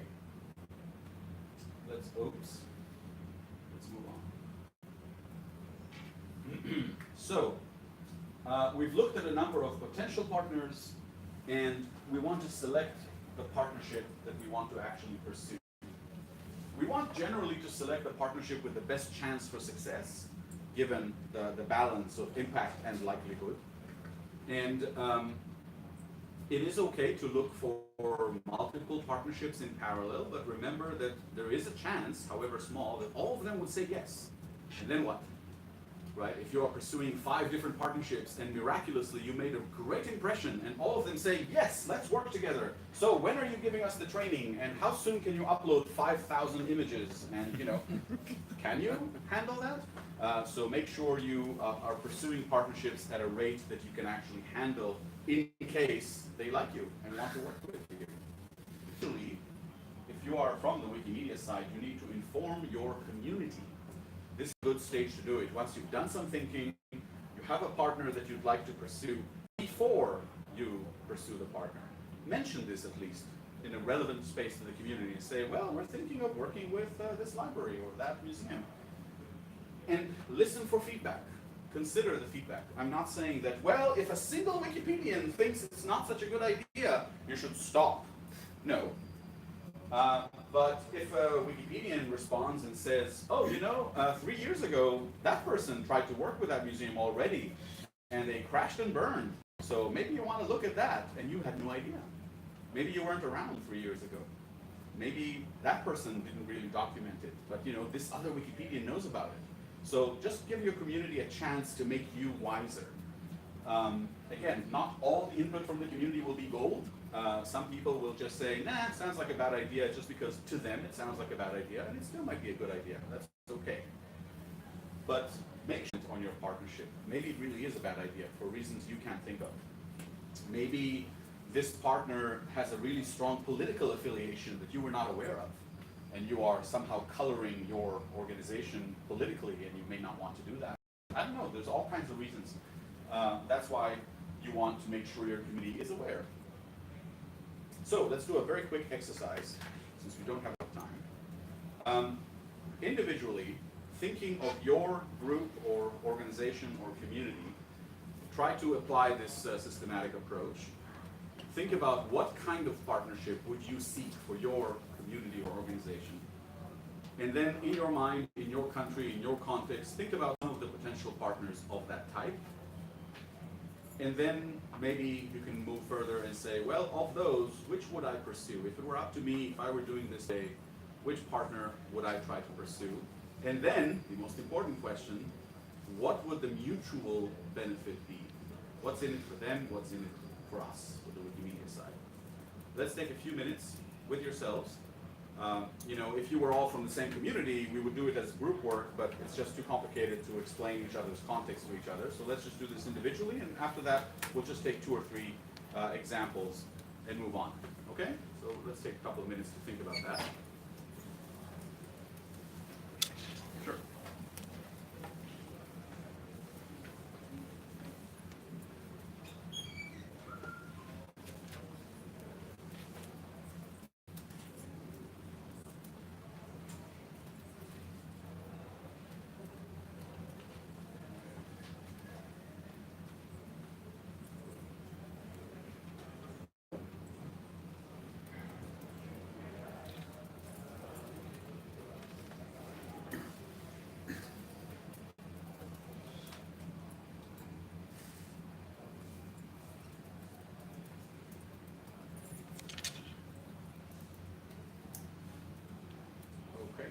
anyone ready to share an example or want another half minute to think about it?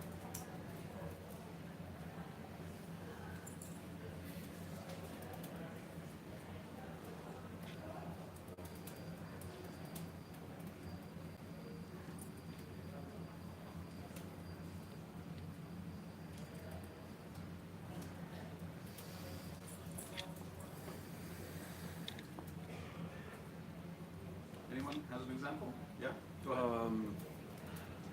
In our GLAM project in France, we used to consider all the archives, for example, as GLAM, even the scientific laboratory. So we try to work with them. We have, for example, contact with the LATMOS. This is a laboratory about atmosphere analysis. And we have a few examples. We have 3 institutions that are aware about Wikimedia projects and that wanted to work with that project at different level. Some are in communication with another mentality. They really want to safeguard and free diffuse their collection or their knowledge. Yeah. And I think that was very interesting to reach a point where we have partnerships with each one of them, and we can create a network between them in a scientific context. Yeah. Because we have a lack of vulgarization, we can say when you use words for everybody in Wikipedia. Popularization. Yeah. We have a lack of popularization on Wikipedia about scientific articles. Right. So this is really a goal we can have about editing Wikipedia and about GLAM in a wide sense. So to help everyone catch up, what is the partnership that you are thinking of between Wikimedia and these scientific organizations? What is? Who would do what in this partnership? Sorry, I'll just close the door here.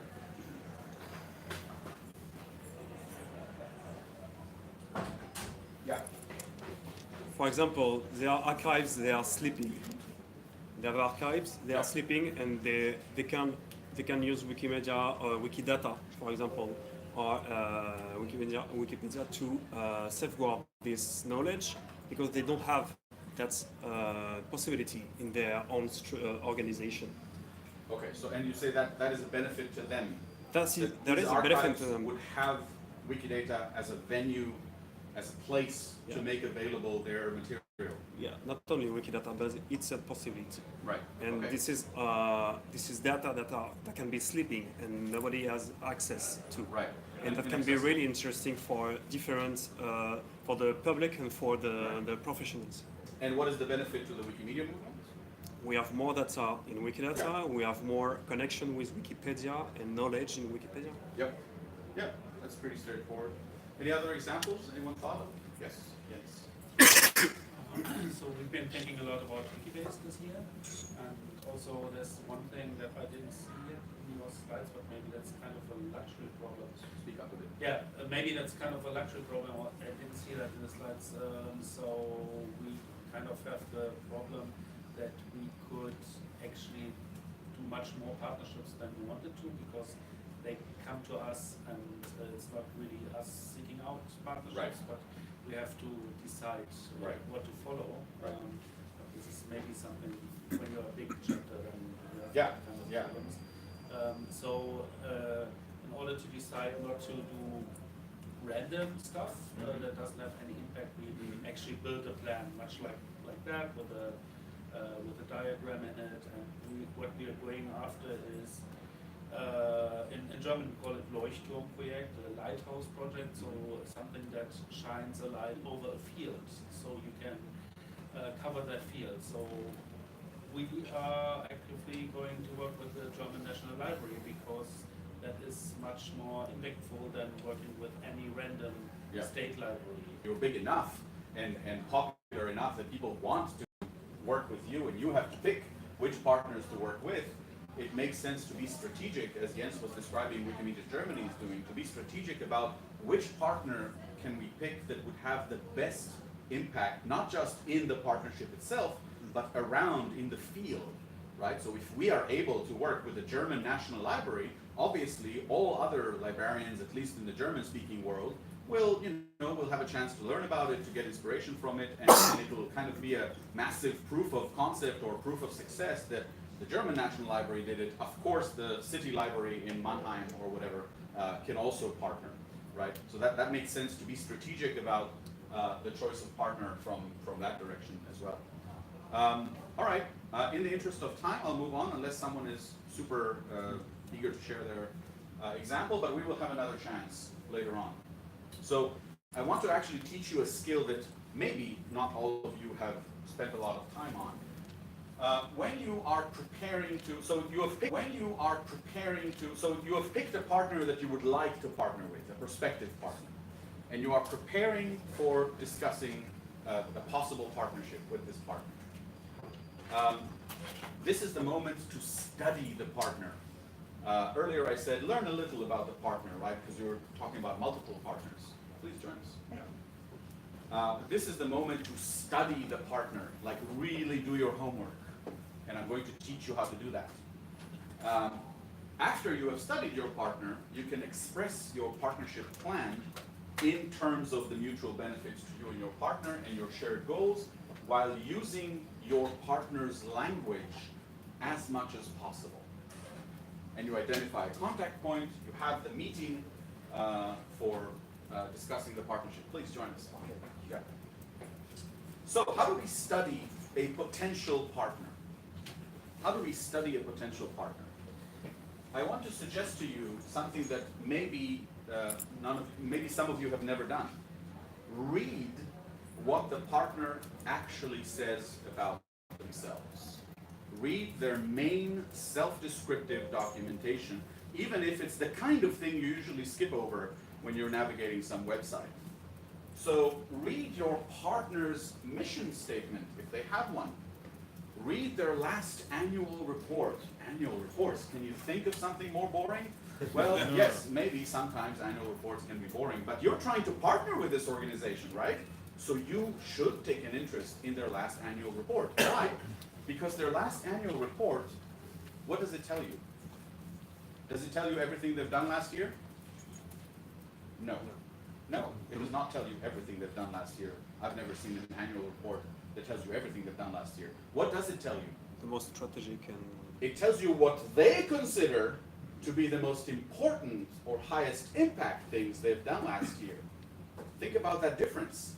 You're already learning how this organization is thinking about its own goals. They may be wrong, right? Or whatever, I don't know. They may have a different approach, but this is what they think matters in what they're doing.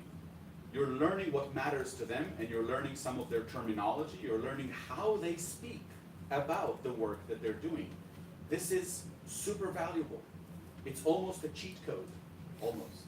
It's public, it's an annual report, but really, seriously, it gives you insight into how this partner is thinking, or at least publicly, right, thinking. Like, this is what they want the world to think about their work. They want you to think this about their work.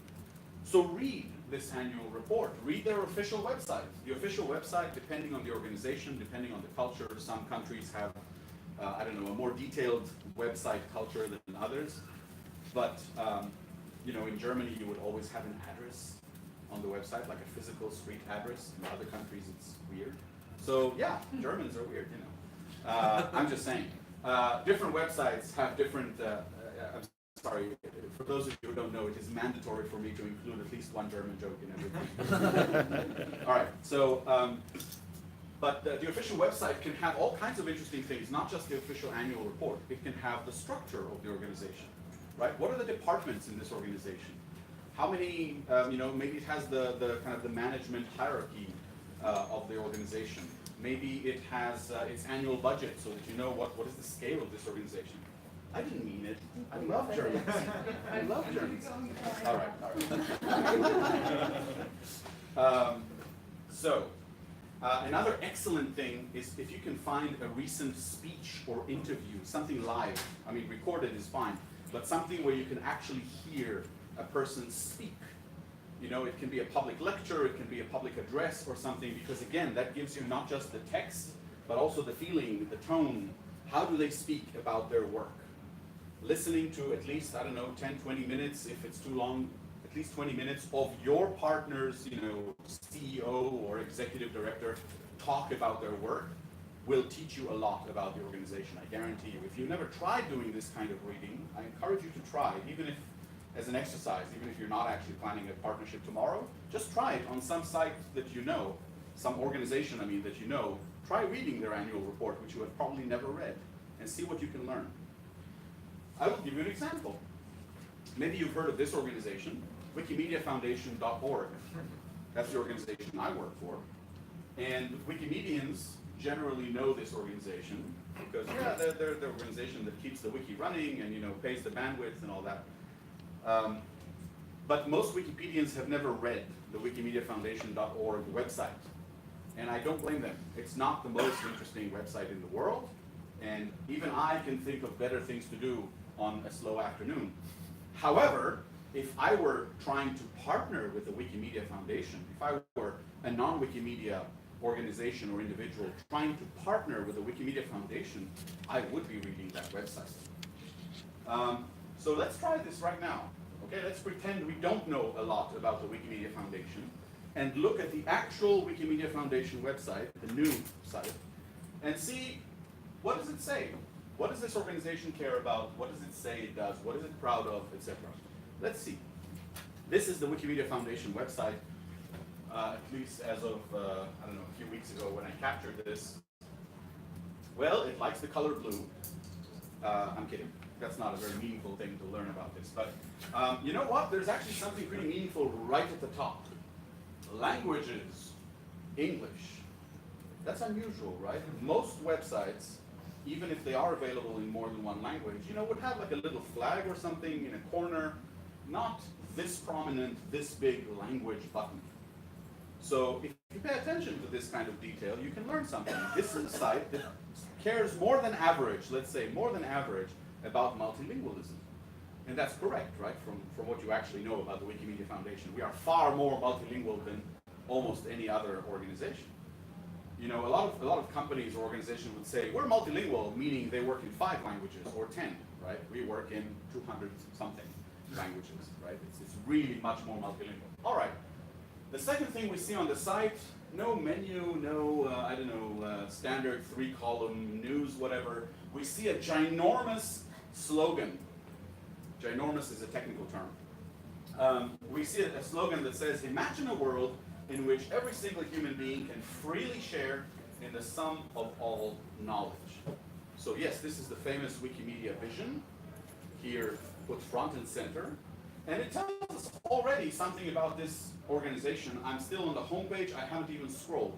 I already know what this organization cares about. It cares about knowledge, it cares about not just sharing knowledge, but freely sharing knowledge, right? I added the arrows in case it wasn't obvious. Sorry, I should have mentioned. I added the arrows on the screenshot, right? So the designers of the website thought that this huge font is enough. You don't need blinking arrows as well. But yeah, by the way, this is the Wikipedia logo. I don't know if you can see it. It's a physical statue of the Wikipedia logo in Armenia. Anyway, all right, so this is an organization that cares about knowledge, about sharing, about freely sharing. Next, let's scroll down. This is the same page, wikimediafoundation.org. Okay, we say it provides the essential infrastructure for free knowledge. We host Wikipedia. Okay, that's important to know. Created and edited by volunteers, blah, blah, blah. We welcome anyone who shares our vision to join us in collecting and sharing knowledge, etc.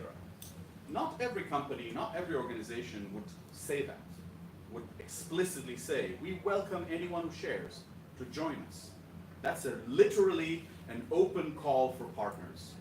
Not every organization says that. So you learn something about the foundation, that it is looking for partners. At least it says it is looking for partners, right? And I stress this not as a joke. You know, this is what the foundation says. It says it wants partners. Now, you know, what kind of partners? Will it want me as a partner? That remains to be seen. But it is saying to us, we are happy to partner with anyone who shares our vision. But that vision, remember, is a pretty radical vision. If you are an oppressive regime, you probably don't share our vision, and we probably can't partner. All right, moving on, the same page, research. We conduct our own research, so we've already learned something.